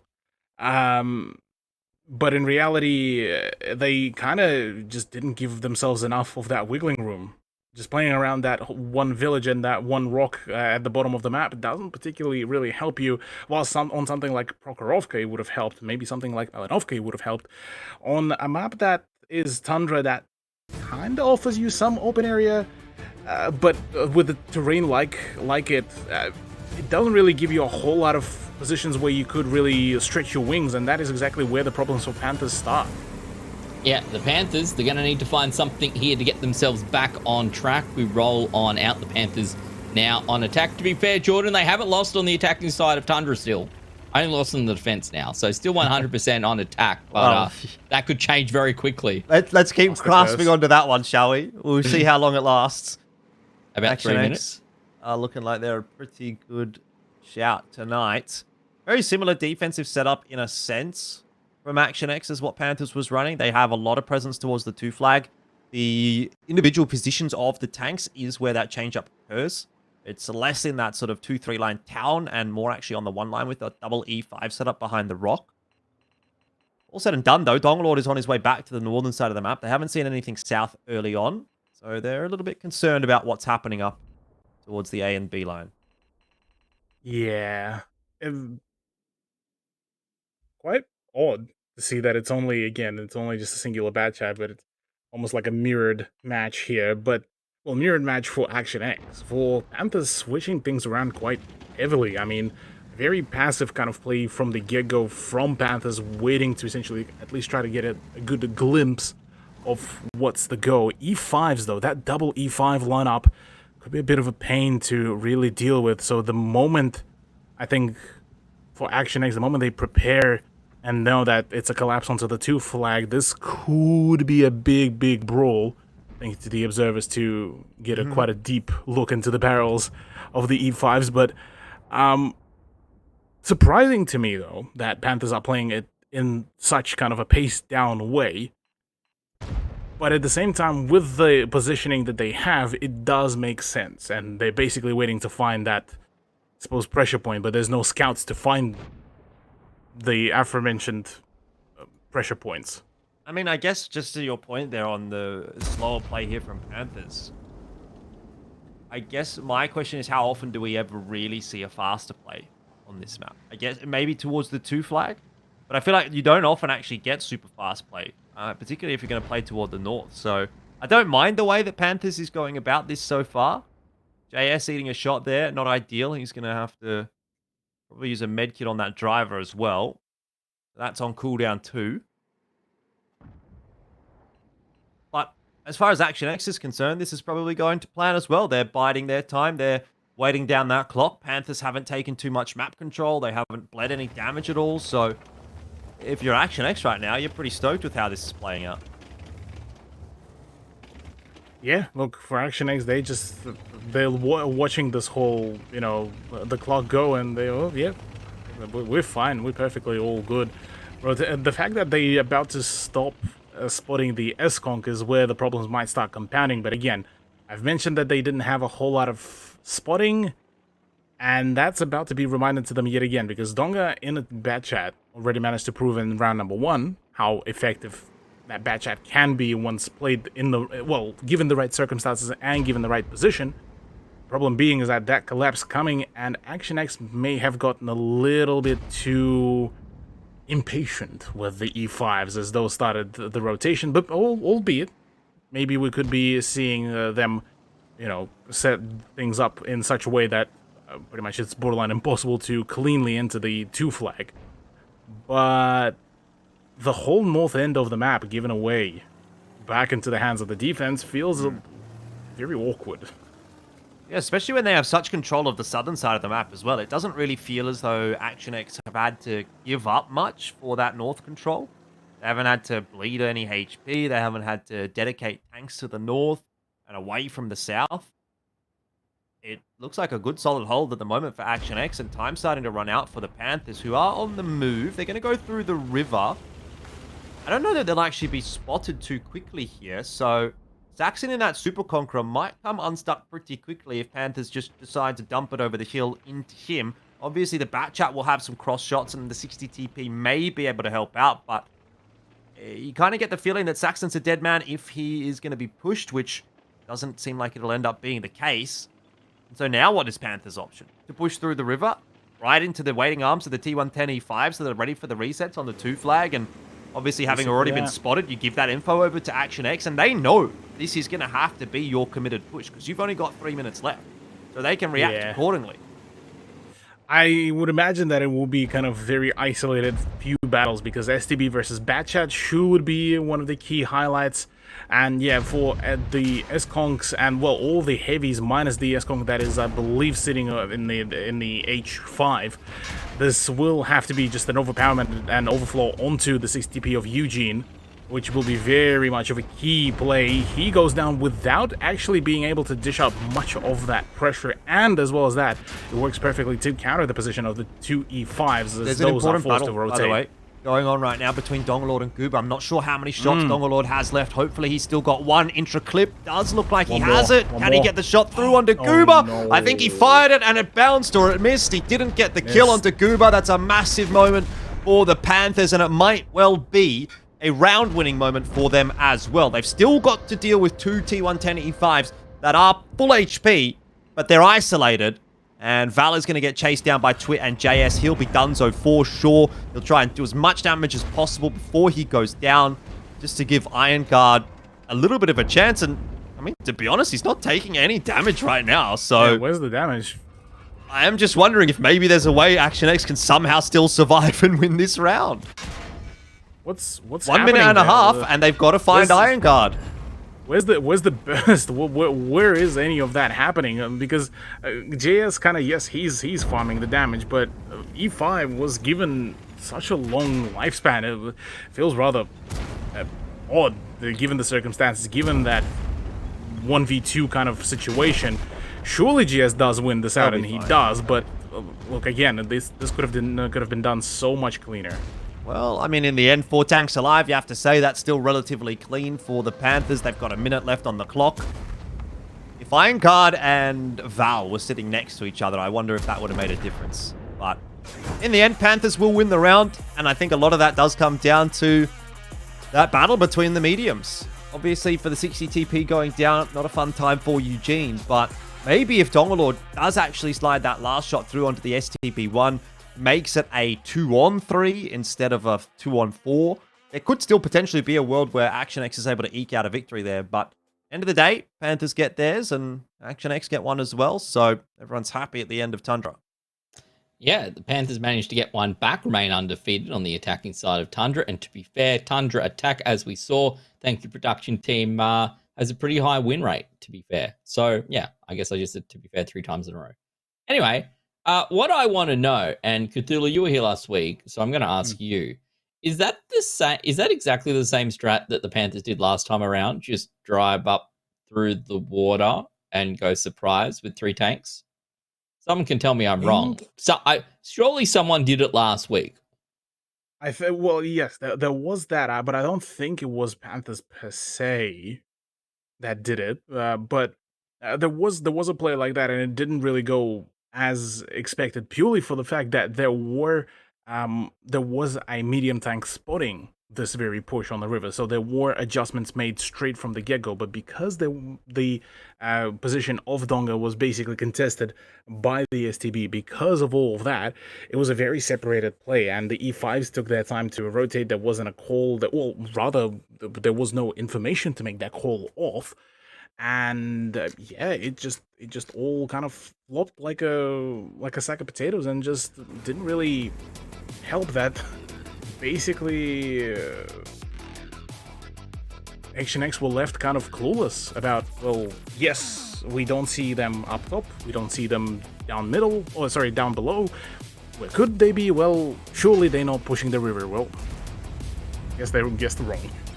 Yeah, I'd have to go back and look. They did, against the Scorpions, I think, last week, end up with winning the attacking side with 5 tanks still alive. So I'm not 100% sure if it was that or a different week, or maybe I'm just way off my rocker. Chat can tell me when I'm wrong.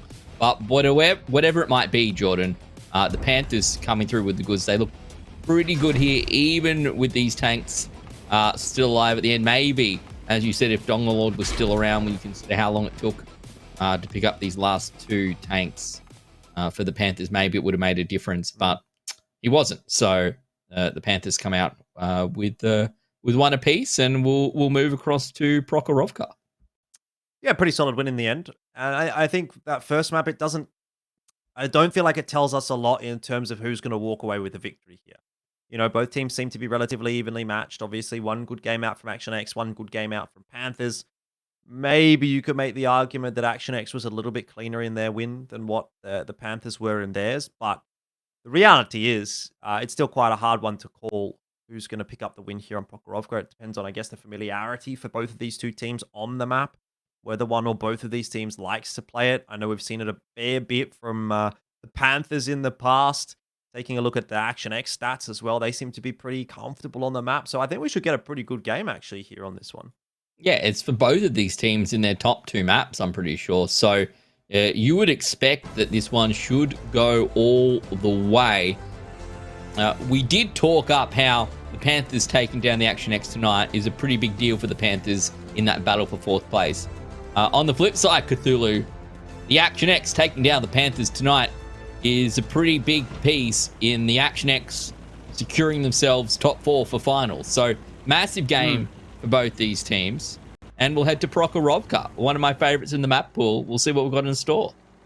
Absolutely. Look, I mean, Panthers have managed to show us a good set of few Prokhorovka games, so wouldn't be surprised that they have a few more aces up their sleeve. But Donga playing that T100 dodges the bullets, and those few bullets would have been absolutely dangerous. I mean, you look at the lethal, setup, man. Yeah, that was a lot of tanks there, and he's only in a T100 LT, so he might not have even survived. But obviously, that's one of the benefits of the T100 LT is the low profile. Very difficult to hit at times. And he gets away pretty scot-free. He spots almost all of the Panthers members. And so he's able to do some cheeky shenanigans on the other side of the map. Hasn't quite figured out the climb, though. At C9. Happens to the best of us. Yeah, look, I like the idea here between Lightning Man and Donga. This could actually be a really interesting game, because on one hand, we have a very clean split of Prokhorovka. On the right side, you have the Action X. On the left side, Panthers. But with the way how Action X have set themselves up is a little bit extra scarce. Because, I mean, you have Val on CS, which feels at least odd to see CS in that very position. But again, the gun of CS is actually kind of nuts. And the 6TP right at the bottom on the K8 position. Question being, though, how long will that 6TP be able to stick around? And how long will Twit be able to play around? Because Donga kind of locked himself in this position, because the moment Twit decides to just send it over the hill, yes, there is an IS-7 to meet him, but is it enough? Donga's going to get safe. Iron Guard looks like he'll take up that position, which will free up the T100 LT to start to rotate around the rest of the map. Or perhaps even get onto the cap. That could be an option here for Action X as well. Looks like that may be what they opt to go for. Ooh. Or is he just... there's already pressure. Nope, he's pulling up. Yeah, well, between Iron Guard and the Wheezy, I think... Wheezy of Twit, rather. I think Iron Guard might have slightly more gun depression, I believe, so he might have the ability and the potential to dish out the damage. But honestly, here is just that, yeah, a rather awkward battle between the two tanks regardless, but Panthers, I'm not too sure what could be their game plan, unless they are looking to completely collapse onto the I-7. That actually, now that I think about it, the more I look at it, this could be the idea. The question is, how quickly will Iron Guard be able to get the idea that he's about to be collapsed upon is a whole different question. Because the 60 TP is far away, both of them, as a matter of fact, far away. Val is still yet to pull off a rotation, so initial set of shots is going to be going in him. Yeah, Iron Guard doesn't look like he's going to be having a fun time here at all. Action X are just not set up to deal with this push even in the slightest right now. The shots are not coming through onto Panthers. Yeah, Twit takes one, but at the end of the day, they're going to lose a tank for free, basically. Dongalord is trying his very best in that T100 LT to put some damage down, but of course, he's in a T100 LT. So what is he really going to do? Has to start scurrying his way back, and now Action X. Well, they're down a tank. They've done, I guess, some decent damage onto Twit, but they've also given up any semblance of cap pressure and map control. Where do they go from here? Not too sure quite. Well, already missing out on Iron Guard is going to be a problematic thing.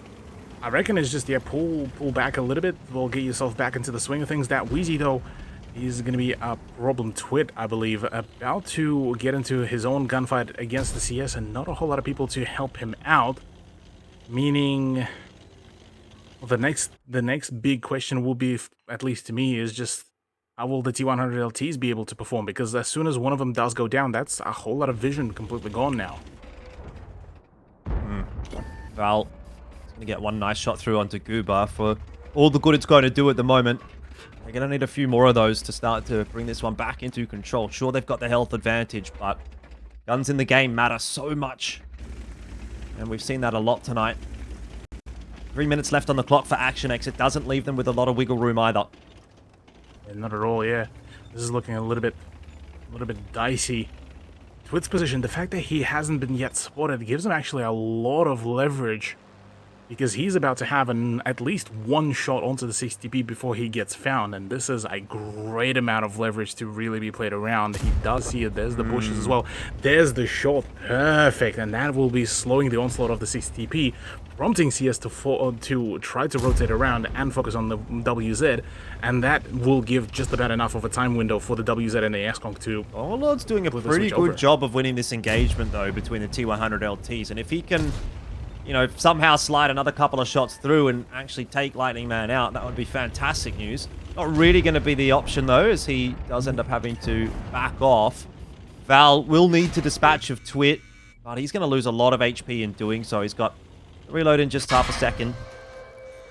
Must pen this shot, and does, but it kind of leaves him in no man's land. And this is the worst place to be when you're trying to get out of dodge as well. When you're in that water, you're driving a little bit slower, and there's nowhere really to go, unfortunately, for him. So, 1-for-1 trade, again, it's just not going to be enough for Action X. In fact, it really was a 2-for-1 trade, all things considered. So, compounds the issues for the attacking side.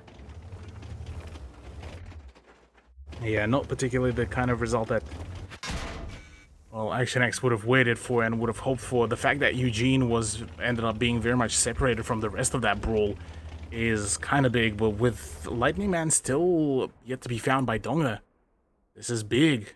Lightning Man actually fully rotated, so yes, whilst Donga gets a good highlight onto the S-Conk, well, as soon as S-Conk is able to get into yet another just a hold down position, that could be big, but that tickle damage as well could be possibly prompting that switch around. Eugene about to be in the tunnel vision. There's the S-Conk on his flank. Gotta go. Oh, that was ambitious.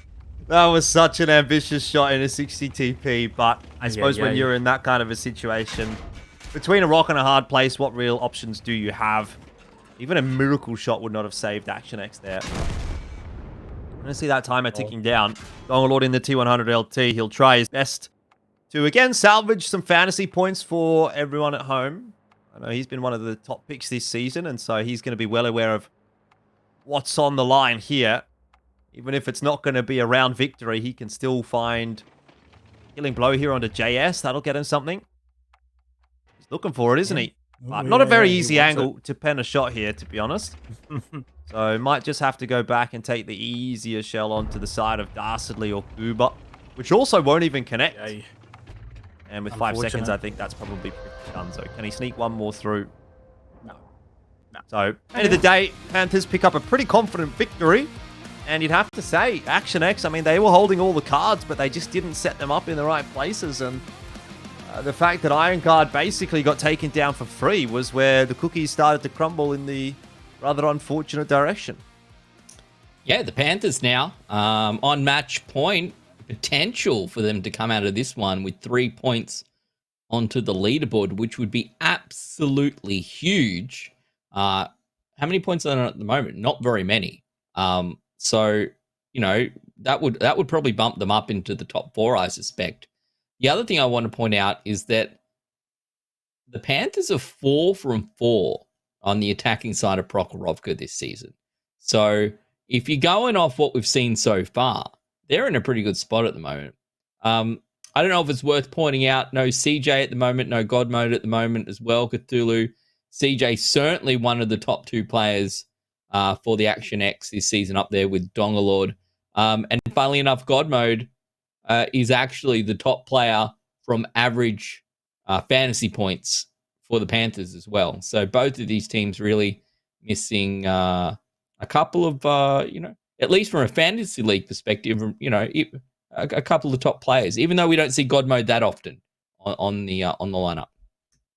Yeah, I think God Mode ended up kind of sliding in more so as kind of that, I suppose, the 6th pick for the team. And look, I mean, he was able to make it a really, really good, you know, play and a really good shout when the situations needed him. But in the way how, I mean, Panthers set themselves up, I mean, this has been pretty good overall. And Prokhorovka certainly a much more confident sort of play and certainly a much more controlled kind of pace from them. Whereas Action X kind of felt like they were left guessing, and that sort of guessing game is the last thing that you want on this kind of open map like Prokhorovka. So feels like it's just maybe just not their map, something that could have been counter-picked, counter-stratted, but unfortunately just far too many variables were open on the field, and well, kind of it was more so down to that late game, the fact that they didn't spot that the WZ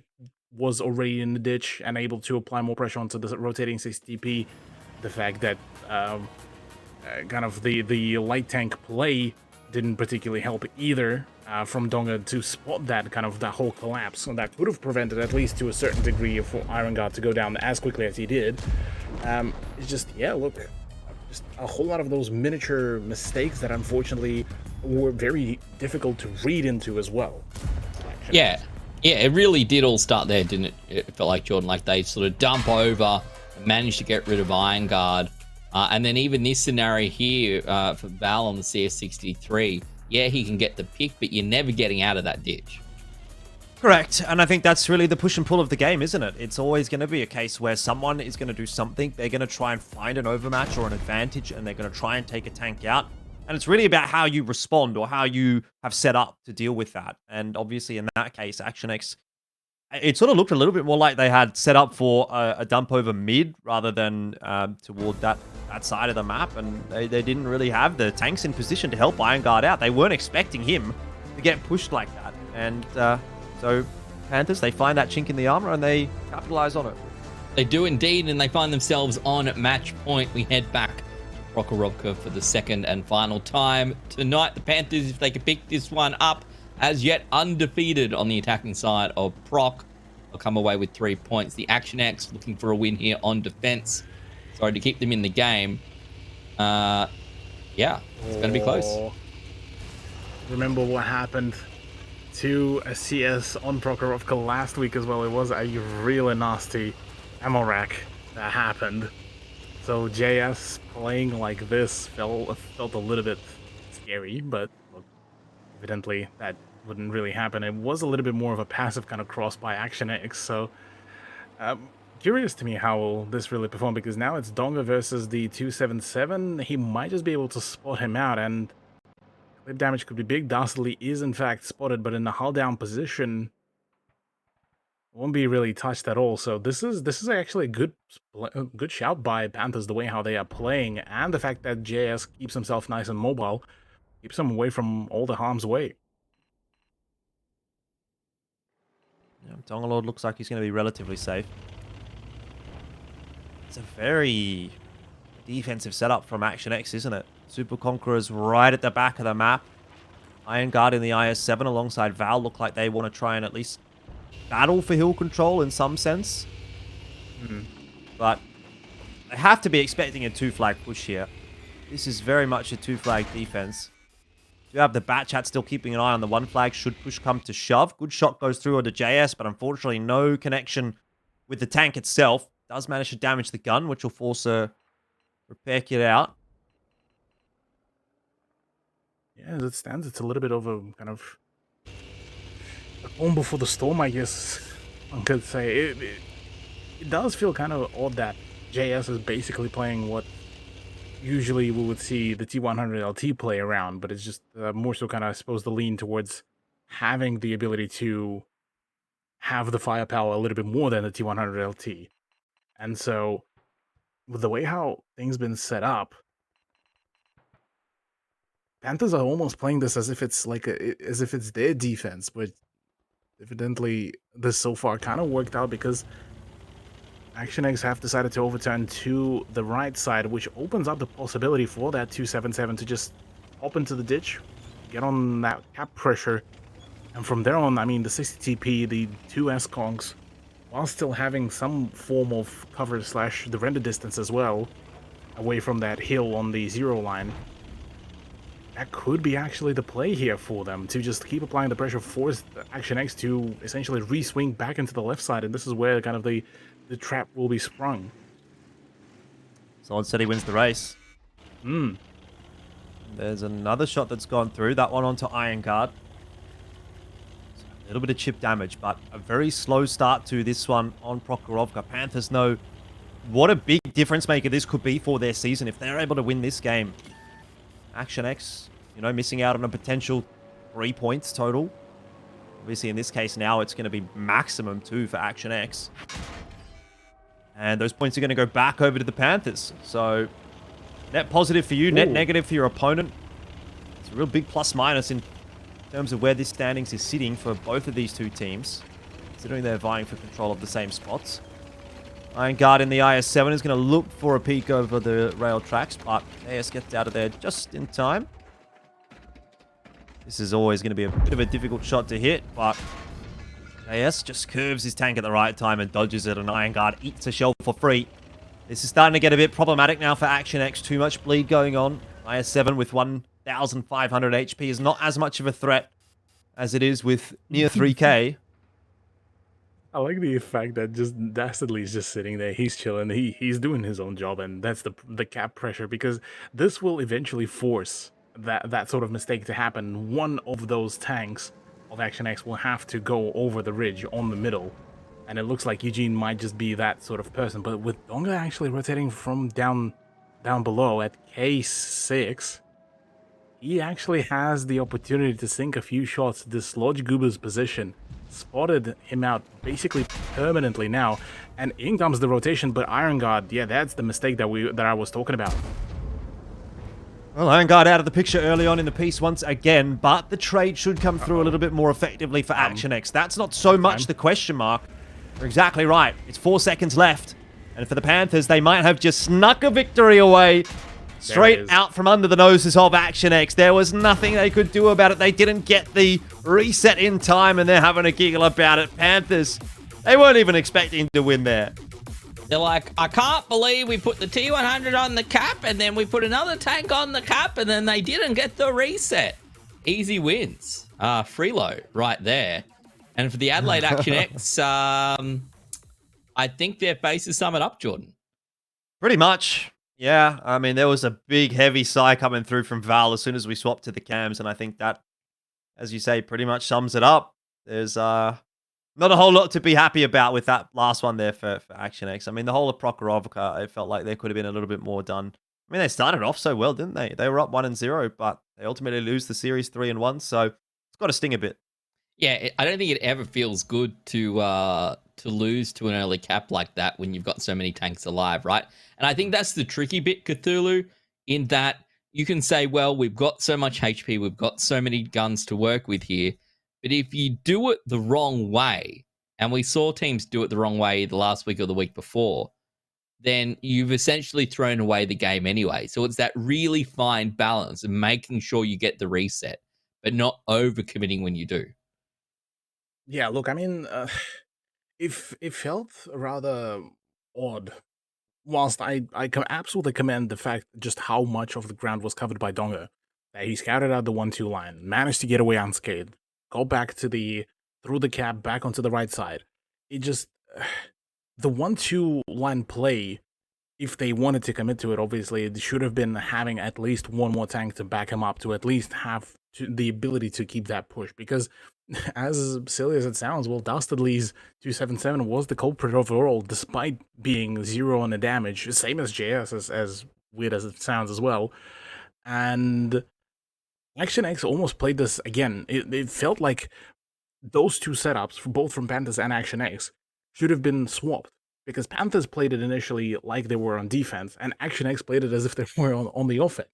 Whereas roles were completely polar opposite, and Action X kind of giving away quite a vast chunk of that left side of the map, opened the door wide open for Perth Panthers to push in, and it feels weird that was the way how we all finished up. And yeah, like the whole overpush by Iron Guard, it wasn't unfortunately coordinated well enough, and he was the one that got bursted down without Goober taking enough substantial damage to force the sort of issue and to allow them to just keep on going straight directly to the 1 cap. So a lot of things just didn't work out, and yeah, look, just frustration certainly there, it shows, and understandably so. Dastardly looking, you can see it there, like he thinks he's got away with something. He's like, I can't believe that happened. I mean, it was like, what, half a second after it completely concluded the cap that the damage came in. Yeah. It always comes down to half a second, doesn't it?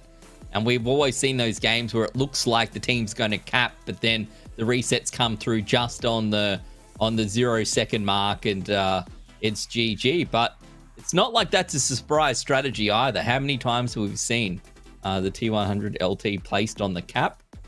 Placed on the 1 cap, and comes out with the goods. So, yeah, very big night here for the Perth Panthers. And the man himself, Dastardly, is on the call.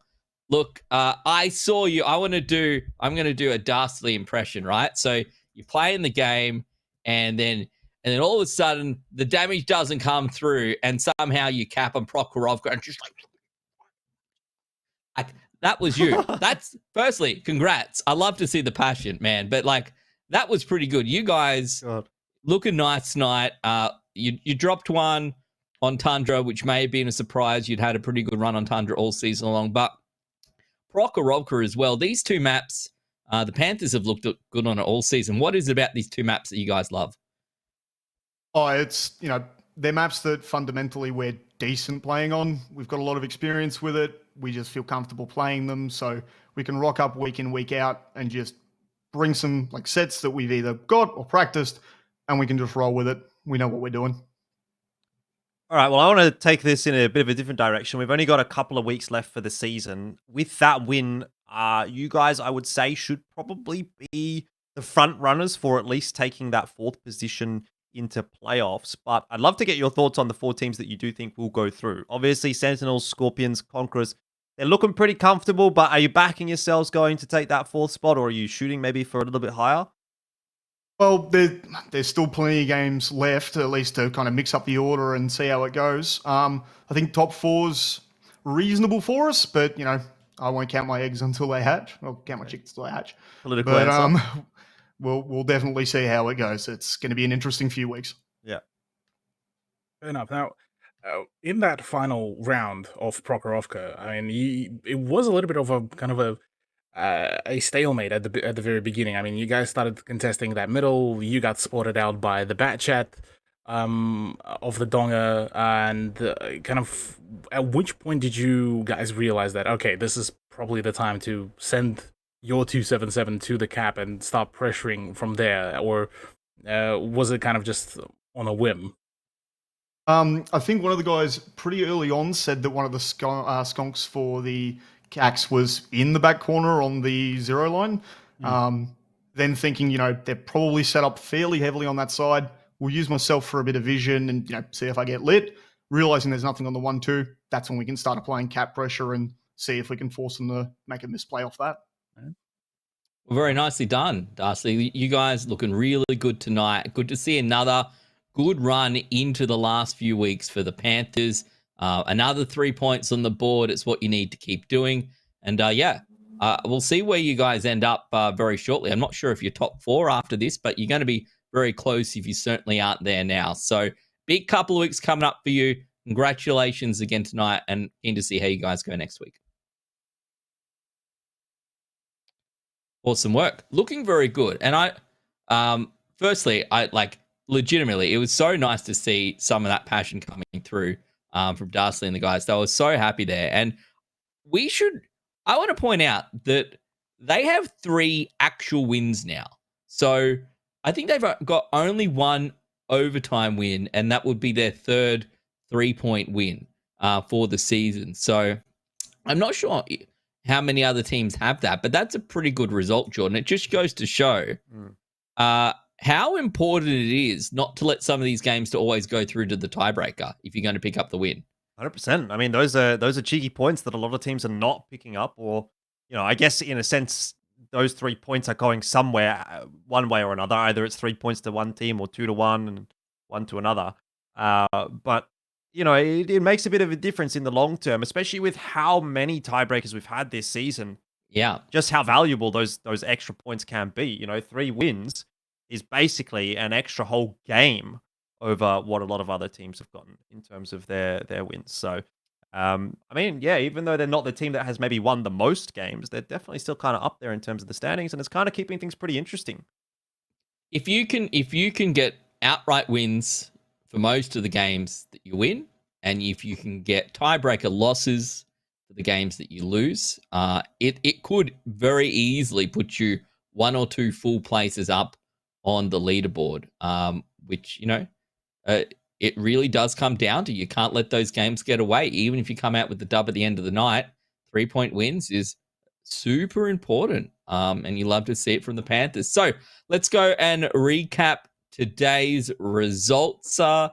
Maybe a couple of upsets. I think the Bulldogs v. the Scorpions was the first upset of the night. And that went all the way through to the tiebreaker. Followed up then by the Sentinels and the Conquerors. That one getting through to the tiebreaker. The Sentinels coming through with the goods, though I can't help but feel that maybe the Conquerors could have picked themselves up a 3-1 if things had gone a little bit earlier, a little bit differently for them earlier on in the night. But the Sentinels were having none of that. Will be able to lock themselves in the top spot after 8 weeks of play. And then the Panthers v. the Action X. The Panthers, a couple of things went out the window here. Firstly, the 100% win rate for the Panthers on Tundra, and our ANZPL let's 3-2. Finally, an actual victory coming out, a 3-1 win for the Panthers over the team who were sitting above them on the leaderboard, the Action X. So when we get to the leaderboard very shortly, I think we're going to have a couple of surprises. Talking about surprises, let's go have a look at the predictions for tonight. Sandman going to be striding ahead, I think, once again. Look at this. Sandman, 3 points ahead of Elfish Guy and Cthulhu. I am the North Sydney Sentinels of prediction leaderboard. I'm not counting the Ouija's, by the way, Jordan, when I say that. I don't count predictions anyway. Like, predictions is not important to me. It's not a big deal. I don't really care. I'm all about the fantasy league. You should know that by now. By the way, I'm top 5 in fantasy league, if anyone wanted to know. Right. So, that's what I care about. That's what I'll say. All right, top 5 in fantasy. I'm keen to see where I am. They're just coming out with the whatever. Cthulhu. Yeah, look. We need to have a talk. We need to have a chat, bro. Can't be worse than production, all right? Dev's coming back next season. Yeah, understandable. Look, what do you got to say for yourself? Look, honestly, I'm just happy that those kind of upsets happened. That Bulldogs managed to come back. That Sentinels managed to show us yet another good performance. For what it's worth, look, I'm just happy that we get to see some good performances, and I'm being proven wrong. But look, first season, I'll take my wins when I can. Not on the predictions though, but it is what it is. I know for a fact in game. Put me in a 1v2 against both of you, I'll be all good. I don't know about that one. Righto, all right. I'll be all Like good. here we go, I'll be all 1v2. Look. I assure you, if we were 1v2ing, I would do a YMO, jump in my super conk, and just drive at you. And then hopefully Elfish Guy can win from then on out. Anyway, just like I'm winning right now in the predictions leaderboard. If I don't count the Ouija's, who only got one tonight, by the way. I can't believe I didn't pick the Bulldogs. Is that I could have had 3 from 3 2 weeks in a row if I'd just gone for my boys. But not even I could pick them against the Scorpions tonight. And I get punished as a result, Jordan. Yep. Well, I guess that's just how it is. I feel like maybe you're the dictator as to whether or not Bulldogs is going to win. When you predict them, they lose, and when you don't predict them, they win. So, but I predicted them last week when they were definitely going to lose, and then they won. Right. Well, I'm out of ideas, Ben. So, yeah, over to you. That doesn't surprise me at all. Anyway, let's take a look at standings after 8 weeks of play. This is the big one. So we'll assume the Sentinels up on top, which they are. 15 points now, 1 full point clear of the Scorpions. The Panthers, wee wah. Not only do they get into the top 4, but they find themselves in 3rd place, equal on points with the Christchurch Conquerors. Yeah. The Action X fall down to 5th. The Bulldogs still in 6th. But is this what you thought was going to be the case at the start of tonight, Jordan? This is it's a bit of a wild ride. It is. It is a little bit. This is maybe not what I expected. No, definitely not, because I predicted for Action X over the Panthers. So I kind of expected Action X, to be honest, to be sitting in 3rd or 4th. I like the way that the standings are shaping up, though, with 2 weeks to go. Realistically, anyone can still make top 4. Bulldogs, if they win these next 2 weeks, and they seem to be in pretty reasonable form at the moment, could definitely do it. Action X, they're only a couple of points away from 4th. Conquerors is kind of on the downward trajectory. So they must be sweating in their boots a little bit, despite a great start to the season. So I don't know that anyone's feeling particularly comfortable about their spot on the standings, except maybe Sentinels and Scorpions. I'll say they're probably safe. But I don't know that they're going to hold on to 1st and 2nd. You'd like to think so, yeah. And 1st and 2nd is super important because it gives you that extra life when we get through to finals. And looking at this, the Panthers did it last season. They came from the bottom. They made it through to finals. They had an incredible semi-final. They made their way into the grand final, only going down to the Matildas RIP at the end. It's like a Disney movie where you get the montage halfway through the movie after you had a team that's been sitting at the bottom of the ladder, and then all of a sudden goal scored, quack, quack, quack, and they're making their way into finals playoffs. And right now, that's where the Panthers are with 2 weeks left in the season. Next week, though, going to be some very important matches, of course. The first one next week, the Conquerors v. the Action X. And when we were talking about this one between the Action X and the Panthers being important because it was like, just on the border of 4th and 5th. The same now can be said for the Conquerors v. the Action X. Then the repeat of the Sydney Derby, the Scorpions v. the Sentinels. And to finalize next week, it will be the Bulldogs v. the Panthers. Cthulhu, if you had to pick a game that was the game for next week, I think those top 2 look pretty good. Top 2 definitely do look good. The Sydney Derby, though, I'm kind of curious because whilst, yes, there is the whole the grand curse of the Sydney Derby, more so for Scorpions rather than Sentinels, I am actually keen to see which way it will go because, again, Scorpions shown that they can perform, but being reverse swept continuously by Sentinels no matter what feels like a bit of a sad moment. Action X, only one kind of decision, one step away from finding their own wins. For Conquerors as well, look, they are on a loss streak, and a tiebreaker loss streak. And surely at some point this whole curse falls and ends, but in the same vein, they are now in a very scary spot where prior to tonight, they were pretty much still sitting quite comfortably in that top 4 and being able to, say, oh yeah, we should be fine going into the LAN. After tonight, not anymore. That's all completely changed around. So next week, I reckon, will be the decider whether Conquerors will even be able to make it to the LAN finals. Yeah, a little bit of a reverse trajectory for the Conquerors, to be sure. They started off pretty well. Things aren't going so well for them right now, but still a couple of weeks to turn it back around. If you've been enjoying the tank action tonight, but want to see other tanks without the three of us ruining it for you, we have the ANZ B League on each and every week. B League is on Monday, and there'll be the Wollongong Wolverines up against the Bundaberg Badgers, the Cairns Comets up against the Canberra Centurions, and then the Hawthorn Hillcats up against the Auckland Archers. And great to see the great city of Canberra in there, Jordan. Is With the likes of Wollongong and Cairns. I just want to say, I really hope one day we get Wollongong Wolverines in the I can't say the words. ANZPL. Yeah. I mean, I reckon that'll be sick because I think that's a cool name. That's all. That's my 2 cents. Okay. I went to Canberra once, so yeah, I guess it's cool to see them there. I lived there for 2 years. It was definitely cool in the cold sense. So no wonder they're playing World of Tanks. Cannot blame them. But if you want more action tonight, we've got the JPL, Japan Premier League, and that one's already kicked off about 20 minutes ago. So we're going to throw it across to them very shortly. So if you do want to watch those matches and you're looking for drops, you can hang around. We're going to rate it very, very soon.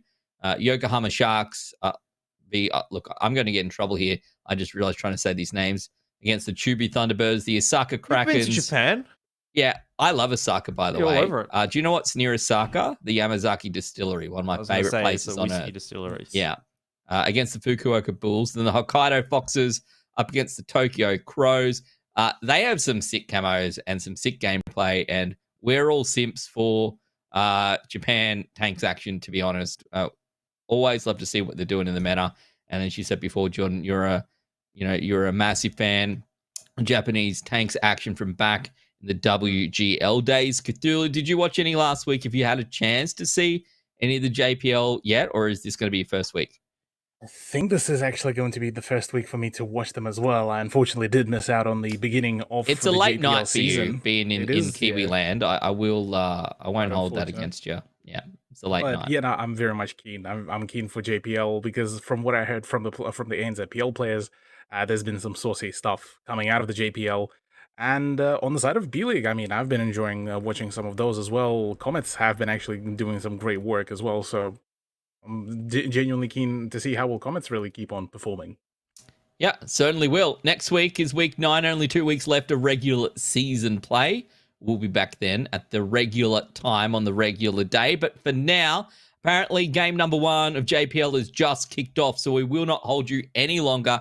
Hang around. We're going to raid the channel. You can get your drops. Enjoy some more Tanks action, and we'll see you next week.